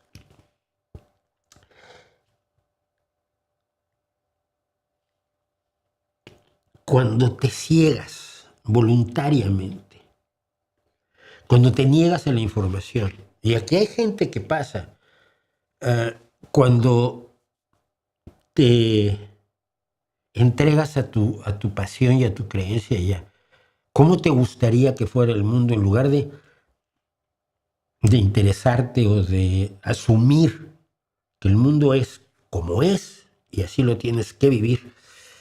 ¿Qué tanto daño te estás haciendo? Y me refiero a todos pongo a las personas del público. Lo demás es cosa que pasa constantemente.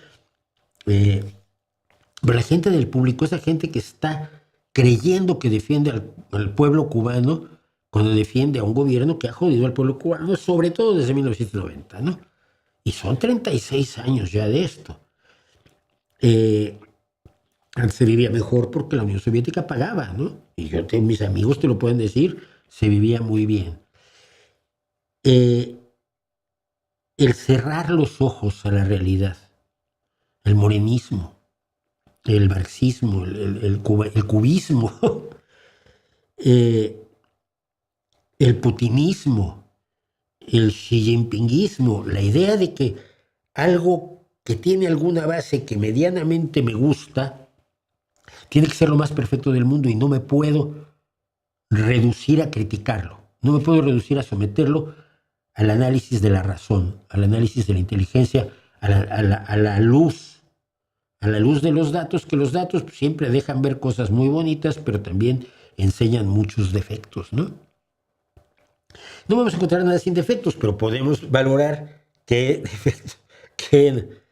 tiene más defectos que virtudes y qué tiene más virtudes que defectos y cómo manejarlos para tener los mejores resultados posibles. Me alarmó mucho ver a tanta gente mayor. Yo sé que estaban conmigo en las calles hace 50 años, soñando con un mundo mejor. El problema es que yo sigo soñando con un mundo mejor, sabiendo que ese no es un mundo mejor. Y el que ellos no lo quieran ver. El que tanta gente no lo quiera ver, de todas las edades. Hay jóvenes morenistas absolutamente cerrados. Me parece preocupante porque es la derrota de la inteligencia y la derrota de la razón y del pensamiento crítico. Y esa fue, pues, mi conclusión sobre la tangana. Debo decir que oí a otras personas hablar del triunfo de Morena y de cómo llegó la izquierda a México y todo es ahora maravilloso, estupendo. Ha desaparecido la corrupción, los pajaritos cantan, las nubes se levantan, todo es hermoso, todo es color de rosa, gracias a López Obrador y a Sheinbaum. Y los veo y digo, no hay dinero que pague eso. Bueno, dice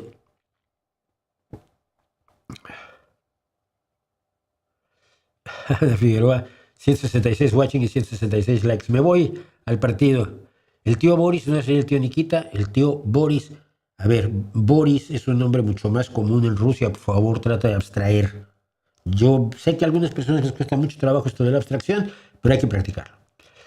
¿Y qué noticias hay sobre el desmayo de la baterista de Warning en pleno concierto? Fue por cansancio, porque tenía gripe y el golpe y la ola de calor, pero que está bien, no pasa nada. ¿Habrá algo más? Uy, sí, vamos a decir que hay una cosa súper misteriosa y están ocultándolo y hay otra conspiración. Aman las conspiraciones como nada en el mundo.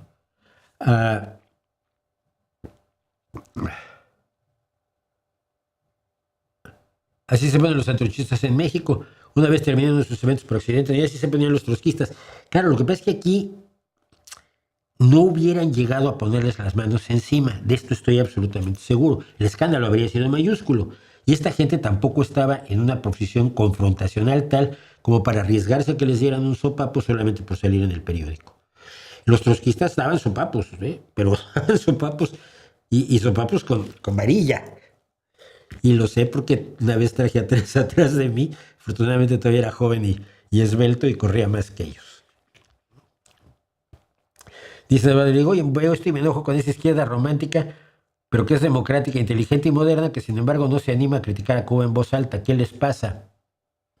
Lo mismo. Fue un sueño tan grande que por el sueño están dispuestos a sacrificar las vidas de otros, en este caso de los cubanos, así como Rosarín está completamente dispuesto a pagar con la vida de los niños beneficiarios de USAID su decisión de que se retire Estados Unidos. Se retira, pero mueren 1,000 niños, 1 millón de niños, no importa, mueren por la causa del antiyanquismo. Hay gente que ve el mundo así y es preocupante. Bueno, pues con esto termino yo. Los comentarios los voy a grabar mañana y los pongo dentro de una semana, por ahí del martes o miércoles por ahí del martes o lunes, en los segmentos, así que no se los pierdan los comentarios. Y yo de momento me voy al fútbol. Muchísimas gracias por acompañarme, muchísimas gracias por aguantarme. Sigan apoyando todo lo que puedan al canal, por favor, sigan recomendándonos, sigan hablando bien de él o hablando mal de él con sus enemigos, a ver si ellos vienen aquí a hacernos lío, que me encantaría. Y mientras tanto, pues nos vemos. Estamos aquí la próxima semana, el miércoles con nuestro vídeo de la semana y el jueves No Hay Más. Y desde aquí hasta entonces, ahí les dejo mi reputación para que la hagan pedazos.